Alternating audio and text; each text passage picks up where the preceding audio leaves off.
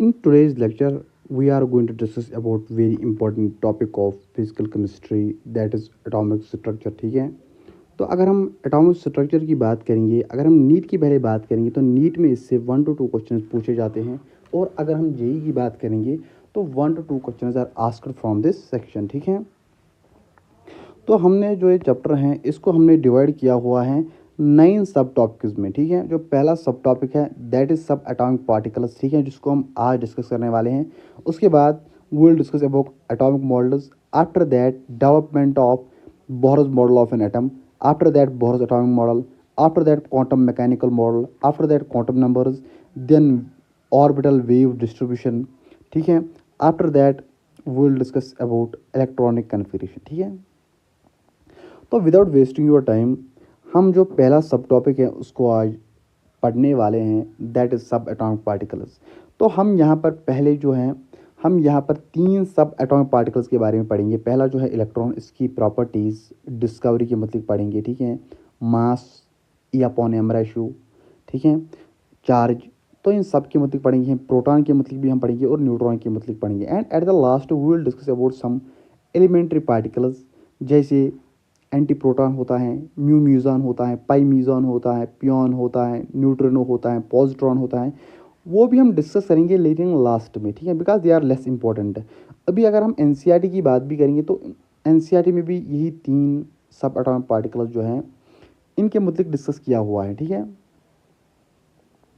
तो जो पहला एक्सपेरिमेंट यहाँ पर हम पढ़ने वाले हैं दैट इज़ कैथोड रे एक्सपेरिमेंट। ठीक है, जो कैथोड रे एक्सपेरिमेंट हैं ये किसने किया, किस साइंटिस्ट ने किया, जे थॉमसन ने। ठीक है, इसी एक्सपेरिमेंट में उसने किया डिस्कवरी ऑफ इलेक्ट्रॉन। क्या किया उसने, डिस्कवरी ऑफ इलेक्ट्रॉन। ठीक है, डिस्कवरी ऑफ इलेक्ट्रॉन इसी एक्सपेरिमेंट में हुआ। ठीक है, पहली बात जो यहाँ पर याद रखनी है आपने वो ये है कि जो पहला पॉइंट आपको यहाँ आपने यहाँ पर याद रखना है वो यह है कि ये जो हमने यहाँ पर ये सेट, इसको हम बोलेंगे सेटअप। क्या बोलेंगे, ये सेटअप था। ठीक है, एक्सपेरिमेंटल सेटअप। ठीक है, तो यहाँ पर जो बैटरी थी उसकी वोल्टेज बहुत ही ज़्यादा थी, दैट वाज 10,000 वोल्ट। ठीक है, और एक पॉइंट याद रखना, अगर आप इस ट्यूब को देखोगे इसको हमने बोलना है क्रूगल ट्यूब, या इसको हम बोलते हैं cathode ray tube, cathode ray tube. ठीक है, इसके बाद याद रखना कि यहाँ पर जो गैस प्रेजेंट थी वो था प्रेजेंट नियॉन गैस। जो जे थॉमसन है इसने यहाँ पर नियॉन गैस लिया था। ठीक है, और यहाँ पर और एक अगर आप पढ़ोगे आयर एट वेरी लो प्रेशर। ठीक है, तो यहाँ पर इस बात का ये जो यहाँ पर इसको मैं स्टार करूँगा तो इस बात को हम यहाँ पर समझाएंगे। जो यहाँ पर एक पंप लगा हुआ था, वैक्यूम पंप या एग्जॉस्ट पंप। ठीक है,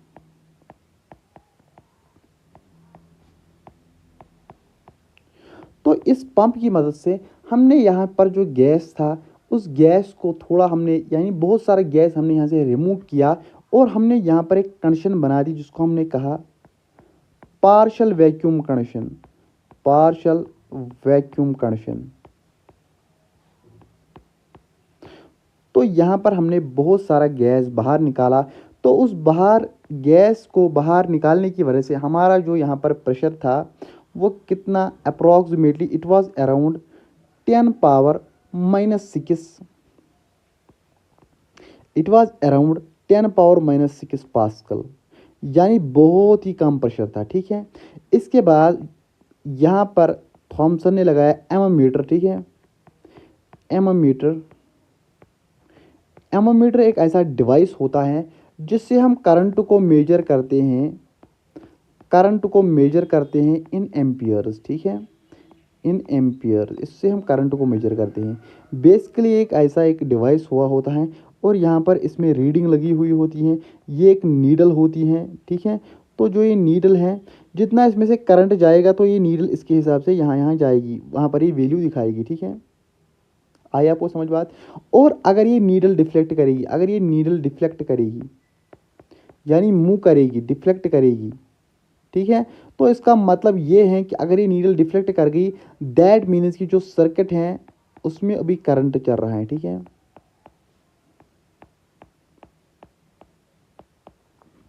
समझ आ रही है बात आपको? ओके। और यहाँ पर जो हमने एक मेटल स्ट्रैप लगाई एंड इस मेटल स्ट्रैप को हमने किससे कनेक्ट किया? Negative terminal of the battery से। और जो यहाँ पर दूसरी मेटल स्ट्रैप है जिसको हमने कनेक्ट किया positive terminal of the battery के साथ। और जो ये positive terminal of the battery के साथ अटैच है इसको हमने बोला एनोड, और यहाँ पर है कैथोड। ठीक है। और यहाँ पर हमने एक स्विच लगाया। क्या लगाया? स्विच। ठीक है। तो याद रखना, अभी याद रखना जो मैं अभी बात बोलने वाला हूँ। ये जो एक्सपेरिमेंट किसने किया? जे थॉमसन ने। ठीक है। तो इस एक्सपेरिमेंट में क्या हुआ समझना मेरी बात। जो ही याद रखना मेरी बात, जो ही इस जो ये जे थॉमसन साहब है, जो ही इसने स्विच को ऑन किया, जो ही इसने स्विच को ऑन किया तो इसने क्या देखा कि there was deflection in ammeter. There was deflection in ammeter. तो डिफ्लेक्शन आ रही थी किस में? एमोमीटर में। ठीक है। एमोमीटर में डिफ्लेक्शन आ रही थी। दैट मीन्स कि जो ये सर्किट है कंप्लीट हो रहा था। सर्किट कंप्लीट होने का मतलब ये है कि सर्किट में अभी करंट चल रहा था। अगर सर्किट में अभी करंट चल रहा था, करंट चल रहा था, ठीक है, करंट था, ठीक है, सर्किट में अभी करंट था, लेकिन जो ये जे थॉमसन था ये अभी जो कंफ्यूज हुआ, इसने कहा कि अगर यहाँ पर कोई जो अगर आप जिसको मैं यहाँ पर अभी ये 1 सेकेंड, अगर मैं इसको रेड से बना दूं, अगर आप यहाँ पर देखो जिसको मैंने यहाँ पर रेड से बनाया, यहाँ पर कोई मीडियम प्रेजेंट ही नहीं था, यहाँ पर कोई मीडियम प्रेजेंट नहीं था, तो फिर सर्किट कैसे कंप्लीट हुआ? अब ये कंफ्यूजन था ना कि अगर यहाँ पर कोई मीडियम प्रेजेंट ही नहीं है तो सर्किट कैसे कंप्लीट हुआ? तो इसके दिमाग में ये बात आई कि सर्किट तब कंप्लीट हो सकता है जब पार्टिकल्स, इधर जो पार्टिकल्स हैं वो पार्टिकल्स जा रहे हैं फ्रॉम कैथोड टू एनोड, तो ये जो सर्किट है कंप्लीट हो सकता है। या एनोड से पार्टिकल्स जा सकते हैं कैथोड की ओर, तब भी जो है हमारे पास सर्किट कंप्लीट हो सकता है। ठीक है। तो जब डिफ्लेक्शन हुई तो इससे ये बात पता चली कि या तो पार्टिकल्स जा रहे हैं, या तो पार्टिकल्स जा रहे हैं, या तो पार्टिकल्स जा रहे हैं कैथोड टू एनोड और एनोड टू कैथोड। क्यों ऐसा क्यों था? बिकॉज सर्किट कंप्लीट था। ठीक है।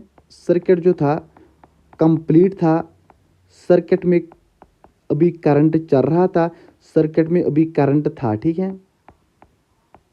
तो सर्किट कैसे कंप्लीट हो सकता है? या तो पार्टिकल जा रहे हैं कैथोड टू एनोड, या एनोड से आ रहे हैं पार्टिकल्स कैथोड की ओर, तभी जाके जो सर्किट है वो कंप्लीट हो सकता है। ठीक है। तो इस चीज़ को पॉइंट आउट करने के लिए, इस चीज़ को पॉइंट आउट करने के लिए कि जो पार्टिकल्स हैं वो कैथोड टू एनोड जाते हैं या और एनोड टू कैथोड जाते हैं, इसी चीज़ को पॉइंट आउट करने के लिए जो जे थॉमसन है इसने क्या किया, इसने जो एनोड था, इसने जो एनोड था, एनोड में इसने बहुत सारे छेद कर दिए। यानी अगर ये एनोड था, अगर ये मेटल स्ट्रैप थी, तो इसने इसमें बहुत सारे ऐसे ऐसे छेद बना दिए। क्या बना दिए? छेद बना दिए। ठीक है। यानी इसने यहाँ पर अगर आप देखोगे एनोड में इसने बहुत सारे छेद बना दिए, और यहाँ पर जो अगर आप देखोगे एनोड की साइड जो था कैथोड रे ट्यूब, उसने वहाँ पर लगाया ZNS। इसने यहाँ पर कोटिंग की किसकी? ZNS की। जो ZNS होता है it is phosphorescent material, it is phosphorescent या फ्लोरेसेंट मटेरियल। ठीक है। ठीक है। तो याद रखना, जो ही याद रखना, जो ही कोई पार्टिकल, जो ही कोई पार्टिकल आएगा, जो ही कोई पार्टिकल आएगा जिसके पास कुछ एनर्जी होगी, जब वो स्ट्राइक करेगा ZNS के साथ, तो याद रखना ये ग्लो करने लगेगा। क्या करने लगेगा? ग्लो करने लगेगा। आर यू में पॉइंट?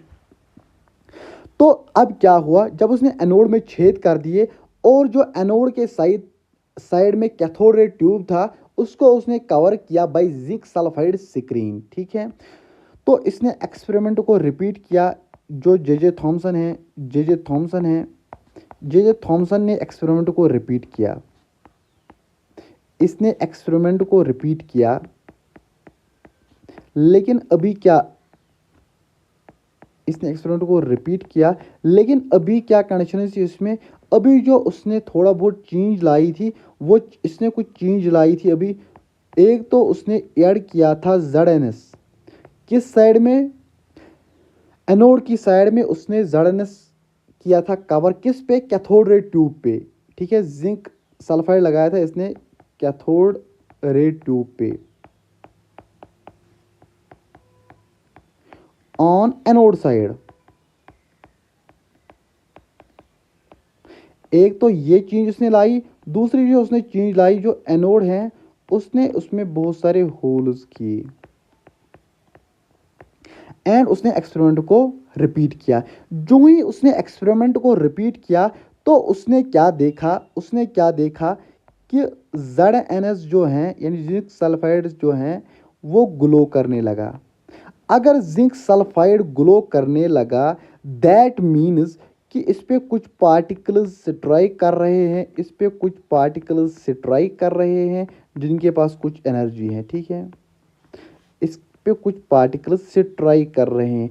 तो अभी ये चीज़ पॉइंट आउट हुई कि जो पार्टिकल जा रहे हैं, अभी ये चीज़ इस एक्सपेरिमेंट से ये चीज़ पता लग गई कि पार्टिकल्स जो हैं वो जा रहे हैं कैथोड टू एनोड। क्या जा रहे हैं, कैथोड टू एनोड। अभी ये चीज़ हमारे पास पॉइंट आउट हुई, ठीक है।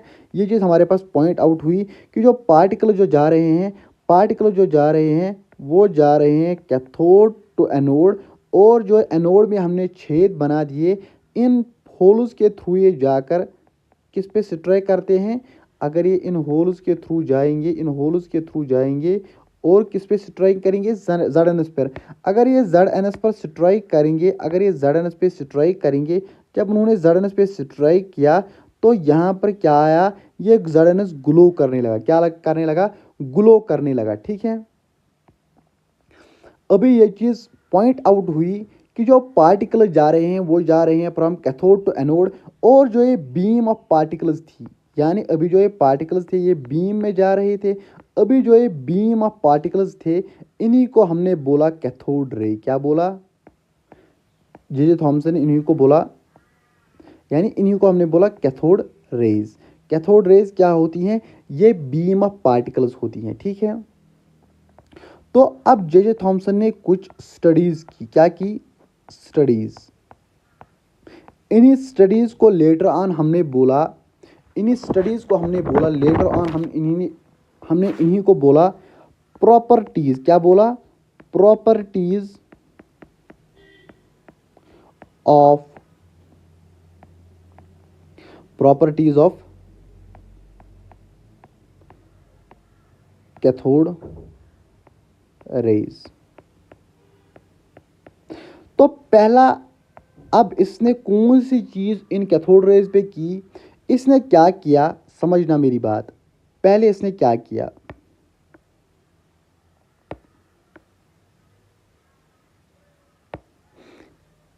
पहले इसने क्या किया, समझना मेरी बात।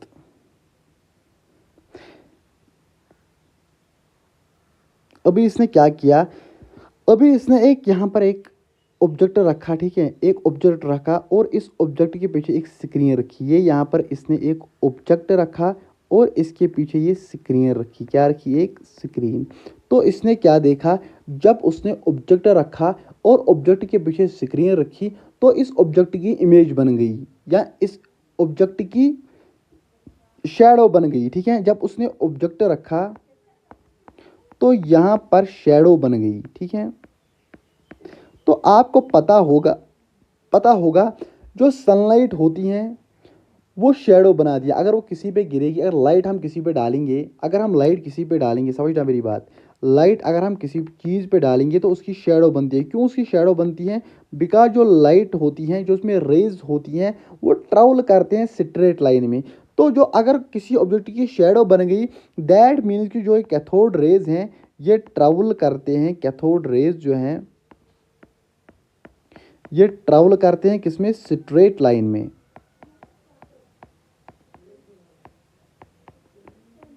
Is this thing clear. तो पहला पॉइंट। अब जो सेकंड पॉइंट है जो आपको याद रखना है, जब उसने इलेक्ट्रिक फील्ड लगाया, क्या लगाया उसने, इलेक्ट्रिक फील्ड जब उसने लगाया,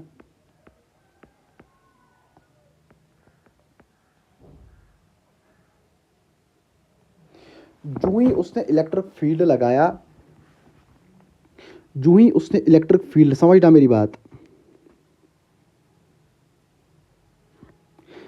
जो ही उसने इलेक्ट्रिक फील्ड लगाया, जो जे जे थॉमसन है, जो ही जे जे थॉमसन ने यहाँ पर इलेक्ट्रिक फील्ड लगाया, यानी ये एक पॉजिटिव प्लेट रखी और यहाँ पर एक नेगेटिव प्लेट रखी, और इस इन दो प्लेट्स को, यानी पॉजिटिव प्लेट को कनेक्ट किया। एक्चुअली जब ये पॉजिटिव तभी होगी, it is connected to the positive terminal of the battery. जो ये प्लेट है, it is connected to the, इसको ऐसे इसने कनेक्ट किया to the positive terminal of the battery and इसको negative terminal of the battery से।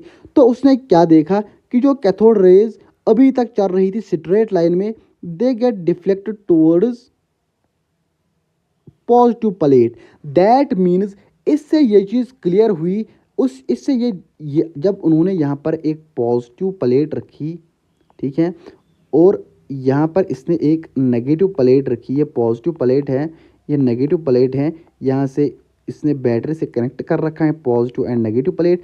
तो उसने क्या देखा, जो ही ये ट्रेवल कर रही थी ये कैथोड रेज, तो ये डिफ्लेक्ट हुई टुवर्ड्स पॉजिटिव प्लेट। अगर ये डिफ्लेक्ट हुई towards the positive plate, what does that mean, what does that mean कि इनका जो नेचर होता है, याद रखना है, जो नेचर होता है, जो नेचर होता है कैथोड रेज का, नेचर ऑफ एक्चुअली पार्टिकल्स हम बोल सकते हैं यहाँ पर, बिकॉज जो कैथोड रेज होती हैं उनमें पार्टिकल्स होते हैं, ठीक है।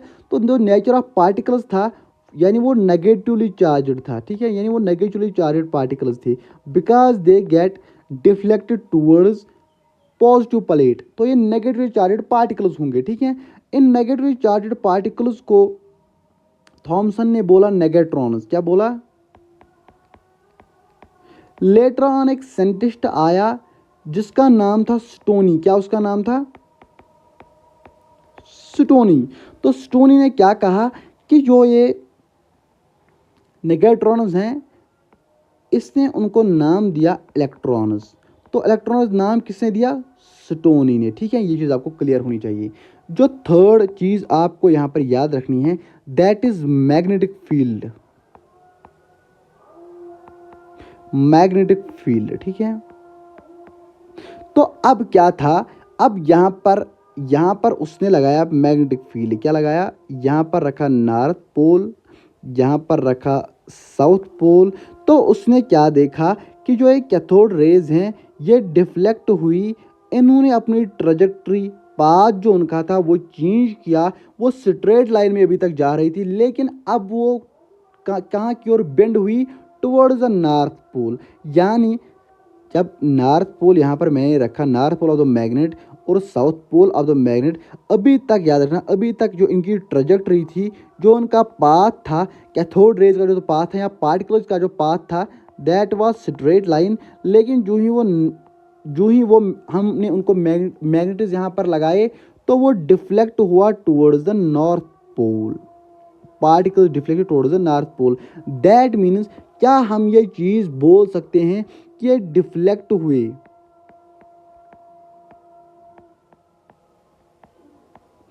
डिफ्लेक्ट, या उन्हें अपनी पाथ जो है वो चेंज कर ली, किसकी प्रेजेंस में? In presence of magnetic field.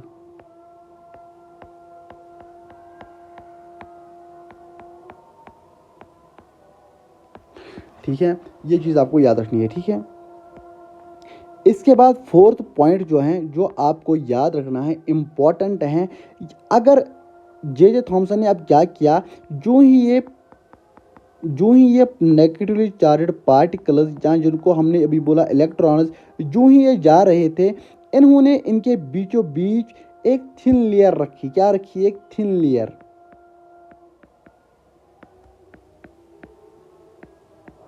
तो ये इस थिन लेयर के थ्रू पास कर गई। क्या? इसके थ्रू पास कर गई, ठीक है। यानी इन्होंने इसके थ्रू पेनिट्रेट किया, ठीक है। अभी जो यहाँ पर हम फिफ्थ प्रॉपर्टी बना, बताएंगे, ठीक है।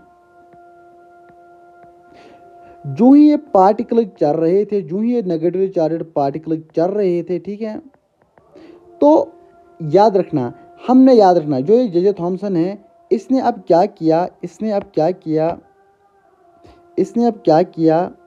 इसने यहाँ पर एक रोटर रखा, ठीक है, पैडल व्हील रखा, जैसे फैन, एक जैसे स्मॉल एक फैन रखा, क्या रखा, इसको हम बोलते हैं, याद रखना, इसको हम बोलते हैं पैडल व्हील, यानी ये फैन जैसा होता है लेकिन छोटा होता है और ये बना होता है मिका का, ठीक है। तो अगर आप समझो कि जब हमने यहाँ पर पैडल व्हील रखा, तो हमने क्या देखा कि ये पैडल व्हील रिवॉल्व करने लगा। अगर ये पैडल व्हील रिवॉल्व करने लगा, दैट मीन्स कि जो ये पार्टिकल्स अभी आ रहे थे, इनके पास कुछ काइनेटिक एनर्जी होगी, और जो ही ये इससे टक्कर कर रहे हैं, कोलाइड कर रहे हैं, तो ये जो इसको ट्रांसफ़र करते होंगे एनर्जी, और जो एक काइनेटिक एनर्जी है, ये चेंज किस में होगी, मैकेनिकल एनर्जी में। किस में चेंज होगी, मैकेनिकल एनर्जी में। जब ये मैकेनिकल एनर्जी में चेंज होगी, तो तभी जाके हमारे पास जो पैडल व्हील या मिका रोटर हैं वो रिवॉल्व करने लगेगा, ठीक है, इंपॉर्टेंट है, ठीक है। इसके बाद जो सिक्स्थ पॉइंट जो आपने याद रखना है वो ये है कि जो ये कैथोड रेज हैं, जो ही ये किसी मेटल पर स्ट्राइक करते हैं, जो ये किसी मेटल पर, जैसे हम टंगस्टन की बात करेंगे, ठीक है, जो ही ये मेटल, जो हैवी मेटल्स होते हैं, एक्चुअली हैवी मेटल्स जो होते हैं टंगस्टन जैसा, ठीक है, जो ही ये इस पे कैथोड रेज पे स्ट्राइक करती हैं, ठीक है, तो यहाँ से एक्सरेज निकलती हैं, ठीक है, इंपॉर्टेंट है, ठीक है।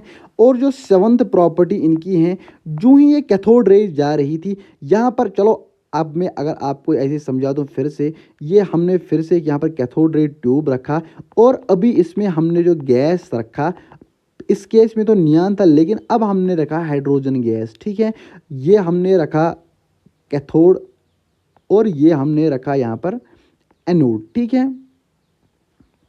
तो it is negatively charge, it is positively charge. तो जो ही ये कैथोड रेज यहाँ से जाती होंगी, यानी जो इलेक्ट्रॉन्स यहाँ से जाते होंगे, ये बड़े ही फास्ट निकलते हैं, ठीक है, इसके पास एनर्जी होती है। तो अगर मैं एक हाइड्रोजन एटम को बनाऊँ, यहाँ पर बनाऊँ, समझना मेरी बात, अगर ये हाइड्रोजन एटम है, समझना मेरी बात, ये इसका न्यूक्लियस है और ये इलेक्ट्रॉन है। जो ही ये इलेक्ट्रॉन्स आते होंगे, ये हाईली एनर्जी इनके पास होती है, तो ये इस इलेक्ट्रॉन को क्या करते होंगे, स्ट्राइक करते होंगे, और इस हाइड्रोजन एटम से अब इलेक्ट्रॉन क्या होगा, नॉकआउट होगा इससे इलेक्ट्रॉन, ठीक है। अब इस हाइड्रोजन से यानी अब ये बनेगा H+, और इसमें रहेगा electron. Are you getting my point. इसको हम बोलते हैं आयोनाइजेशन ऑफ गैस, ठीक है। यानी हम यहाँ पर जो गैस लेते हैं उसमें से इलेक्ट्रॉन बाहर निकलता है। जैसे हम अगर यहाँ पर हम हीलियम गैस लेंगे, तो हीलियम से जो हम यहाँ पर जो यानी जो कैथोड रेज आएंगे, उनके पास इलेक्ट्रॉन्स होंगे, इलेक्ट्रॉन जब इसके साथ स्ट्राइक करेंगे, यहाँ से इससे इलेक्ट्रॉन निकलेगा बाहर, ठीक है। तो ये कन्वर्ट हो जाएगा किस में, गैशियस आयन में। अगर ये भी गैस है, that will B gaseous ion, और यहाँ पे इलेक्ट्रॉन भी बाहर निकलेगा। अगर यहाँ पर H2 गैस होगा, तो यहाँ पर ये जो कैथोड रेज हैं, यानी जो इलेक्ट्रॉन्स हैं, जब इसके साथ हाइड्रोजन गैस के साथ कोलाइड करेंगे, तो 2 टाइम्स H+ आएगा, और 2 इलेक्ट्रॉन यहाँ से निकलेंगे, ठीक है। यहाँ पर अगर आप देखोगे, यहाँ पर अभी इलेक्ट्रॉन भी होंगे, और याद रखना ट्वाइस, या ऐसे अगर हम हीलियम यहाँ पर लेंगे, He+ गैस भी होगा। तो अभी यहाँ पर 2 चीज़ें हैं, एक तो है गैशियस आयन, ठीक है, गैशियस आयन He+, और यहाँ पर बहुत सारे इलेक्ट्रॉन्स बनेंगे। सिर्फ जो ये कैथोड रेज होते हैं, ये भी इलेक्ट्रॉन्स होते हैं, सो भी ये भी इसी डायरेक्शन में जाएंगे, और जो इलेक्ट्रॉन्स ये नॉकआउट करते हैं किसी गैस से, वो भी इसी डायरेक्शन में जाएंगे। They will be also move towards किसकी ओर, ये इलेक्ट्रॉन्स भी जाएंगे, ये भी जाएंगे एनोड की ओर, ठीक है। अगर मैं फिर से इस चीज़ को समझाऊँ, जब मैंने आपको ये चीज़ यहाँ पर क्लियर भी कर दी, अगर आप समझोगे, जब हमने यहाँ पर गैस जैसे हमने यहाँ पर हीलियम गैस लिया, अगर ये यहाँ जैसे इलेक्ट्रॉन्स आ रहे थे, तो इलेक्ट्रॉन्स ने ये बड़े फास्ट एनर्जी से आ रहे थे, ठीक है, हाई वेलोसिटी से ये निकल रहे थे कैथोड से। तो इन्होंने जब स्ट्राइक किया किसके साथ, हीलियम के साथ इन्होंने स्ट्राइक किया, तो हीलियम से स्ट्राइक करने के बाद, दिमाग रखना मेरी बात, हीलियम से स्ट्राइक करने के बाद ये जो हीलियम है ये कन्वर्ट हुआ He+ में, यानी इसने एक इलेक्ट्रॉन, यानी जो कैथोड रेज होती हैं जिनके पास बड़ी हाई एनर्जी जो होती है, इसके पास इलेक्ट्रॉन्स के पास एनर्जी होती हैं, तो जब वो इसके साथ कोलाइड कर गई किसके साथ, हीलियम गैस के साथ, तो इन्होंने आयोनाइजेशन की, यानी इलेक्ट्रॉन को रिमूव करा। ठीक है, मैंने आपको यहाँ पर समझाया भी है किस तरह से ये रिमूव करते हैं इलेक्ट्रॉन्स को। ठीक है, तो अभी जो एक कैथोड रे ट्यूब है, इसमें एक तो आएगा ये गैसियस आयन और आएगा ये इलेक्ट्रॉन। जो यहाँ पर ये इलेक्ट्रॉन है, एक तो इलेक्ट्रॉन है जो कैथोड से निकलते हैं, और दूसरे ये याद रखना, जो इलेक्ट्रॉन आए ये आया आयोनाइजेशन ऑफ गैस से। ठीक है, आयोनाइजेशन ऑफ गैस। एक दो किस्म के इलेक्ट्रॉन, यानी इलेक्ट्रॉन से पहले सेम ही होंगे, लेकिन एक इलेक्ट्रॉन है जो एनोड से आया, सॉरी जो कैथोड से आया होगा, और जो दूसरे इलेक्ट्रॉन्स होते हैं, ये वाले इलेक्ट्रॉन्स, ये आते हैं by ionisation of the gas, और ये भी जाते हैं टुवर्ड्स एनोड। ठीक है, ये समझ आई आपको ये बात? ओके, आयोनाइजेशन ऑफ गैस आपको, आई थिंक आपको समझ आया होगा। ठीक है, जो 8th प्रॉपर्टी आपने पढ़नी है वो आपने पढ़ा भी है, ऊपर मैंने समझाया भी है। जो ही जिंक सल्फाइड जो है, जो ही इस पर कोई चार्जड पार्टिकल स्ट्राइक करता है तो ये ग्लो करने लगता है। ठीक है, तो ये ग्लो करने लगता है। क्या आपको ये चीज़ समझ आ रही है? जो ही जड़नेस इस पर स्ट्राइक करेगा तो ये ग्लो करने लगेगा। ठीक है, तो आज के दौर में भी जो ये कैथोड रे ट्यूब्स हैं, they are also used in TVs. ठीक है, आज के दौर ये टीवीज में भी यूज किया जाता है इनका। ठीक है, now we will move towards our next experiment, that is anode ray experiment.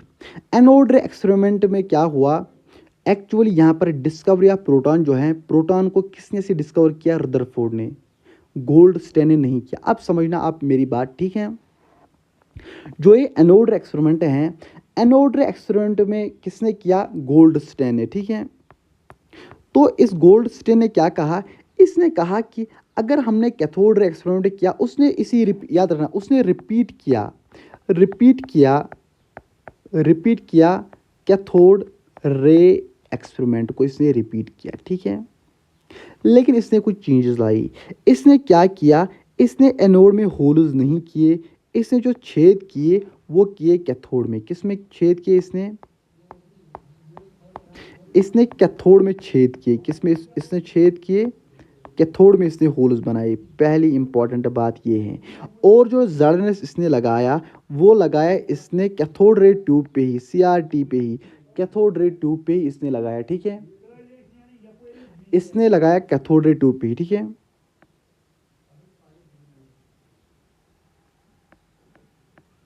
इसने लगाया कैथोड रे ट्यूब पे ही। लेकिन याद रखना, अगर आप यहाँ पर देखोगे, इसने कवर किया यहाँ पर जड़नेस से, यानी इसने कहाँ पर कवर किया? यानी जो कैथोड, इसने कैथोड रे ट्यूब को ही क्या किया? कैथोड रे ट्यूब को ही उसने जड़नेस से कोटिंग की, लेकिन किस साइड पे? कैथोड के साइड पर। ठीक है, लेकिन एनोड में इसने छेद नहीं किए, एनोड में इसने होल्स नहीं किए। अभी इसने किस में छेद किए? इसने कैथोड में छेद किए।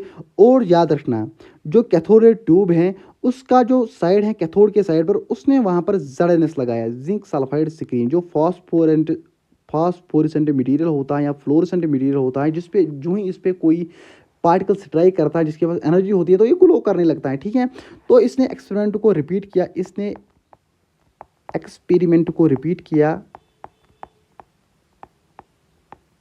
जो ही इसने एक्सपेरिमेंट को रिपीट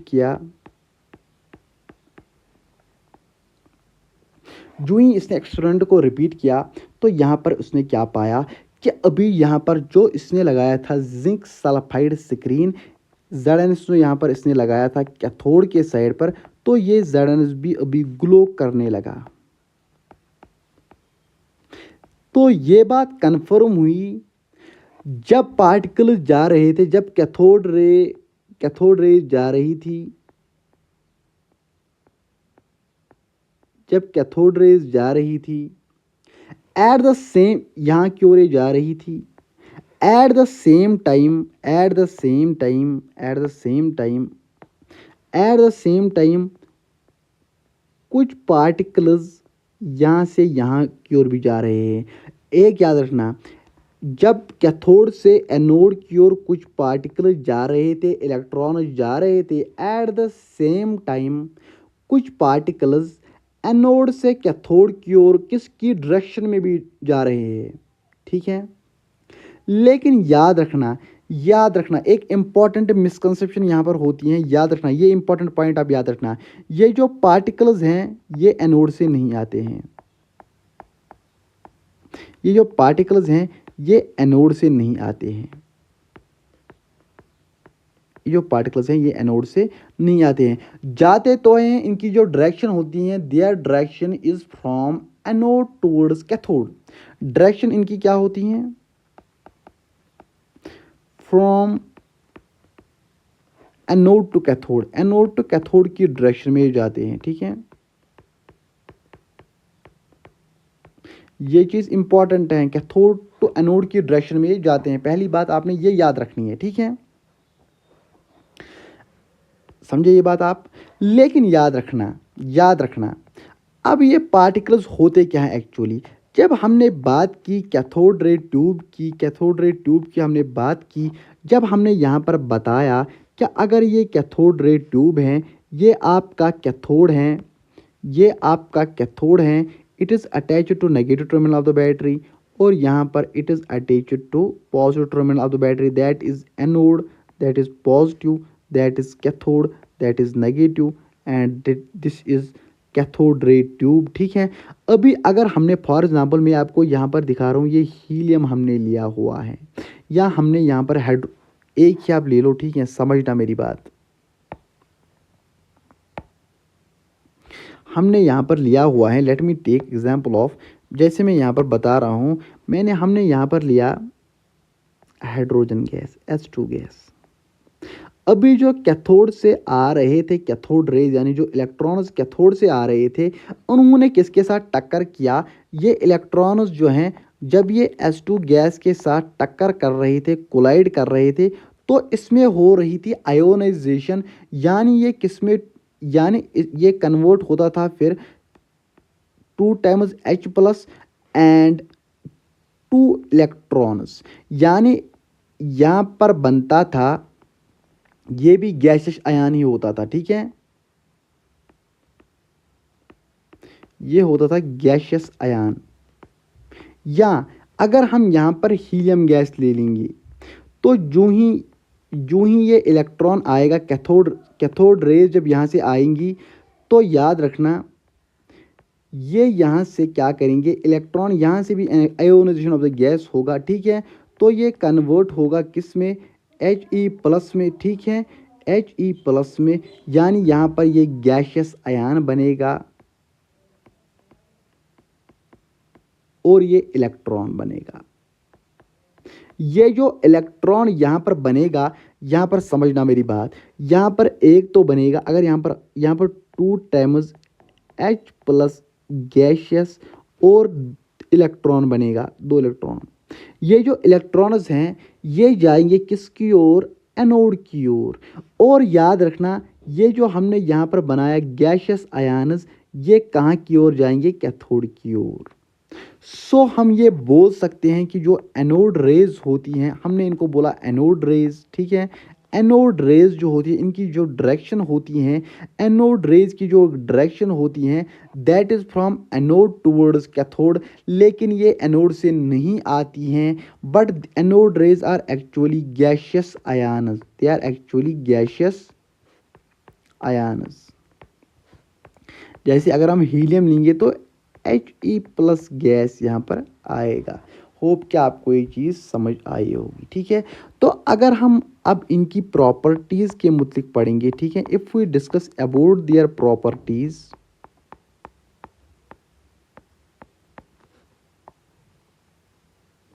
पहली बात, जब हमने यहाँ पर ऑब्जेक्ट रखा तो इन्होंने भी शेडो बना दी। दैट मीन्स कि they also travel in straight line.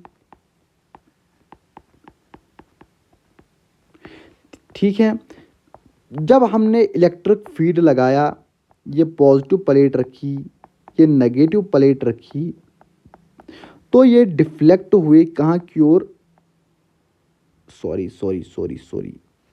यहाँ पर इट इज एक्चुअली अगर यहाँ पर हम नेगेटिव प्लेट हैं तो ये डिफ्लेक्ट हुई नेगेटिव प्लेट की ओर।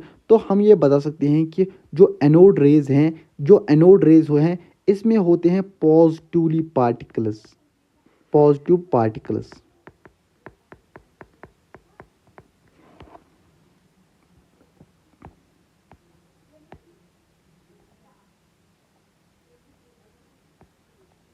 पहली बात ये है। अब जो third point that you have to keep in mind, और आपको रिमेंबर रखना है, दिमाग रखना, ये भी डिबेट होते हैं in magnetic field. Magnetic field अगर हम लगाएंगे, तो अगर हम यहाँ पर मैग्नेटिक फील्ड लगाएंगे, that is north pole, that is south pole, तो कहाँ की ओर डिफ्लेक्ट होंगे, टूवर्ड्स साउथ पोल, यानी मैग्नेटिक फील्ड में ये भी डिफ्लेक्ट होंगे।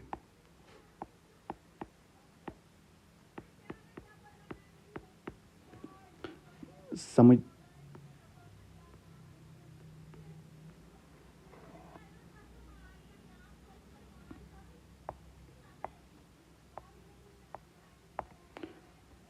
फोर्थ पॉइंट आप याद रखना, जो मास ऑफ पॉजिटिव पार्टिकल हैं, मास ऑफ पॉजिटिव पार्टिकल जो हैं,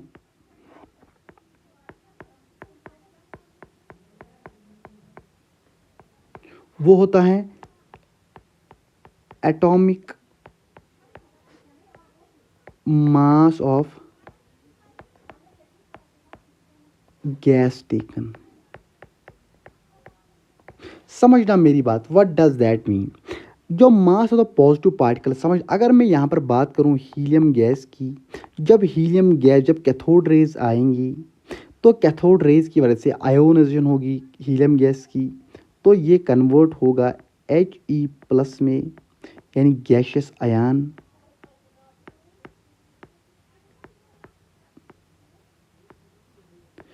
और यहाँ पर इलेक्ट्रॉन निकला होगा। जो ये इलेक्ट्रॉन है ये जाएगा किसकी ओर, एनोड की ओर। और जो एक गैशियस आयन है ये कहाँ की ओर जाएगा, एनोड की ओर। ठीक है, तो ये जो याद रखना, एटॉमिक या जो ये पॉजिटिव पार्टिकल होता है, यानी जो एनोड रेज जो होती है, एनोड रेज में जो पॉजिटिव पार्टिकल होता है उसका मास जो होता है, that is atomic mass of the gas taken. Because अभी पॉजिटिव पार्टिकल कौन यहाँ पर है, वो है He+ गैशियस। ये अभी हमारे पास क्या है, ये अभी हमारे पास है गैशियस आयन या पॉजिटिव पार्टिकल, यहाँ पॉजिटिव पार्टिकल। ठीक है, तो अभी मसला क्या है, मैं यहाँ पर मैं वन शॉट बनाता, लेकिन अभी जो मेरा आईपैड है इसमें मैं पूरा स्टोर नहीं कर सकता। ठीक है, इसीलिए मुझे थोड़ा बहुत शॉर्ट वीडियोस बनाने पड़ते हैं। तो ये जो पॉजिटिव पार्टिकल हैं, तो याद रखना, जो ये पॉजिटिव पार्टिकल हैं, इसका जो मास है वो किसके बराबर होगा, जो हमने गैस लिया है, हमने कौन सा गैस लिया है, हीलियम। तो इसका कितना है, atomic mass 4 AMU, atomic mass unit. और जो ये गैसियस आयन है या पॉजिटिव पार्टिकल है, इसका भी है 4 AMU। ये भी ही बात है, समझ आई बात। अब हमारे पास जो फिफ्थ पॉइंट है, जो आपको रिमेंबर करना है बेटा, आपको याद रखना है। ठीक है, E/M रेशो क्या है, E/M रेशो जो होता है वो रहता है कांस्टेंट। किसका रहता है, कांस्टेंट। वो रहता है कांस्टेंट किसका, समझना मेरी बात। वो E/M रेशो जो होता है वो कांस्टेंट रहता है कैथोड रेज के लिए, लेकिन एनोड रेज के लिए डिफर करता है, एनोड रेज के लिए डिफर करता है, वेरी करता है। क्यों E/M रेशो वेरी करता है, बिकॉज याद रखना, यहाँ पर E तो चार्ज होता है, ये तो कांस्टेंट है, लेकिन M जो है, या एनोड रेज के केस में M is the mass of gaseous ion.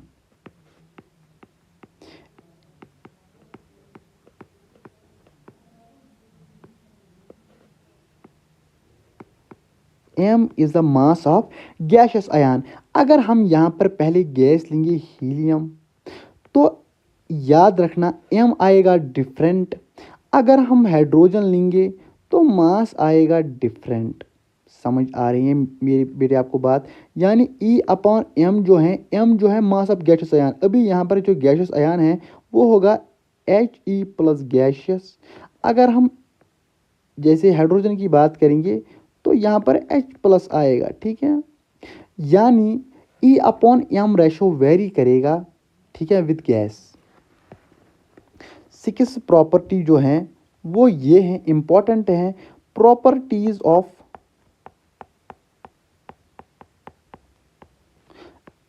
Anode rays जो हैं वो डिपेंड करती हैं किस पे? Depends on gas taken.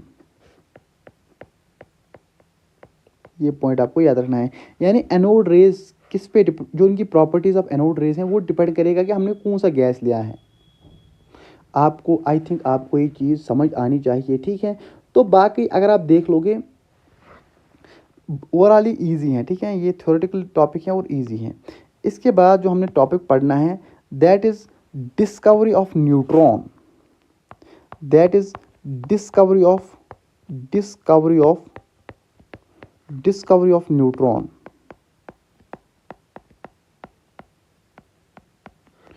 तो अगर हमने डिस्कवरी ऑफ न्यूट्रॉन के मुतलिक पढ़ना है, समझना मेरी बात,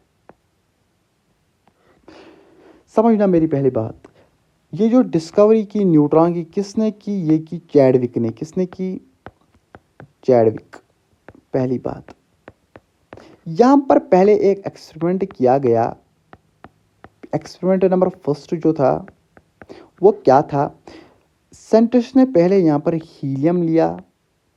सिंस अभी तक न्यूट्रॉन डिस्कवर नहीं हुआ था तो इसमें 2 प्रोटॉन्स थे और 2 इलेक्ट्रॉन्स थे। इलेक्ट्रॉन और प्रोटॉन डिस्कवर हुआ था। तो इन्होंने यहाँ पर इनको वेइंग मशीन पे डाला। यहाँ पर भी वेइंग मशीन पे 2 हाइड्रोजन्स को डाला। बिकॉज हाइड्रोजन में एक प्रोटॉन होता है, एक इलेक्ट्रॉन होता है, एक प्रोटॉन होता है, एक इलेक्ट्रॉन होता है। तो बराबर आया ना? तो बराबर आया। अभी तो ये वे सेम करने चाहिए, लेकिन इनका जो वे है वो सेम नहीं हुआ। यानी जो इनका वेट था वो सेम नहीं आया।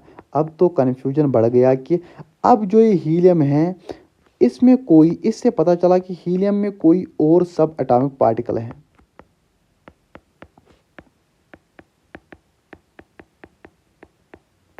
ये अभी कन्फ्यूजन था, ठीक है। तो जब उन्होंने याद रखा, जब उन्होंने फिर 2 हाइड्रोजन्स डाले तो अभी वे बराबर हुआ। तो यहाँ से कन्फर्म हुआ कि सब एटॉमिक पार्टिकल कोई और मौजूद हैं, ठीक है। तो अब इसके बाद जो साइंटिस्ट आया, चैडविक आया, ये पहला एक्सपेरिमेंट था, ठीक है। ये किसी और साइंटिस्ट ने किया था, लेकिन एक्सपेरिमेंट 2 जो है वो किसने किया? चैडविक ने। अब चैडविक को ये बात पता चल गई थी कि कोई और सब एटॉमिक पार्टिकल भी हैं। तो उसने क्या किया? उसने ये लिया लिथियम, बेरिलियम और बोरॉन के एटम्स लिए, ठीक है, और इन पे शूट किया। क्या शूट इन पे किया? अल्फा पार्टिकल्स इन पे शूट किए, ठीक है। या जिसको आप बोलते हो हीलियम न्यूक्लाई,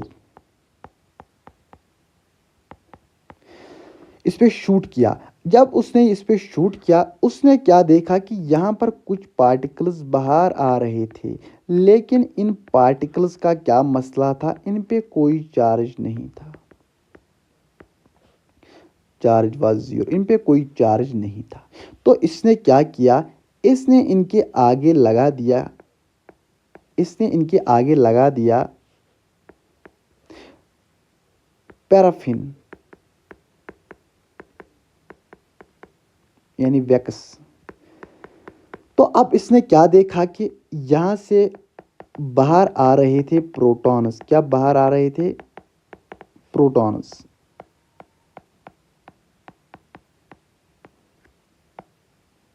ठीक है। तो अभी ये चीज़ समझनी है, समझना मेरी बात। जो इलेक्ट्रॉन होता है इसका मास बहुत कम होता है, इसके बाद प्रोटॉन का मास होता है ज़्यादा, बहुत ज़्यादा, और वो आगे हम बताएंगे भी। इसके बाद जो न्यूट्रॉन का मास होता है वो ऑलमोस्ट सेम होता है किसके वेट के बराबर, प्रोटॉन के वेट के बराबर, ठीक है। तो समझना मेरी बात। अब जो ये न्यूट्रॉन था, यहाँ पर देखा हमने एक न्यूट्रल पार्टिकल निकल रहा था, लेकिन जब उसने हमने शॉर्ट किया इस पे, जब हमने पैराफिन वैक्स रखी बाहर, पहली बात याद रखना, जो ये यहाँ से निकल रहे थे ये न्यूट्रल सब एटॉमिक पार्टिकल्स,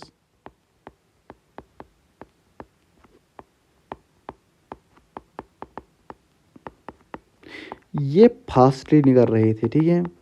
ये निकल रहे थे फास्टली, यानी बड़े तेजी से निकल रहे थे, ठीक है। अब याद रखना, अब इनका मास का आइडिया हम कैसे निकाल सकते हैं, अगर उन्होंने प्रोटॉन्स को बाहर निकाला, समझना मेरी बात। जैसे मैं यहाँ पर ले रहा हूँ 1 kg की एक बाल, और यहाँ पर है 100 kg की एक स्टून, क्या है, 100 kg की एक स्टून। तो अगर मैं इसको इस पे फेंकूंगा, थ्रू करूंगा, तो क्या इसमें कोई डिस्प्लेसमेंट आएगा, डेल एक्स में इसमें कुछ आएगा, नहीं आएगा कुछ, यानी del x will be equal to 0, यानी कोई डिस्प्लेसमेंट नहीं आएगा। लेकिन अगर मैं यहाँ पर 110 kg का कोई अब बाल लूँ, वही करूँगा किस पे शूट, इस 100 kg के बाल पर, तो यहाँ पर ये मूव करने लगी, यानी delta x will not equal be 0, यानी इनिशियल और फाइनल पोजीशन सेम नहीं होगी, यानी ये अभी मूव कर रहा होगा, यानी इसने कुछ डिस्प्लेसमेंट कवर की होगी, यानी ये मूव, इसने मूव किया होगा। सिमिलरली यहां पर याद रखना बेटा, सिमिलरली यहां पर याद रखना, समझना मेरी बात। यहां से दो कंडीशंस आप समझना। पहली बात यह है कि जो ये न्यूट्रल सब एटॉमिक पार्टिकल्स हमने यहाँ पर देखे, ये तो फास्टली निकल रहे थे, पहली बात ये फास्टली निकल रहे थे।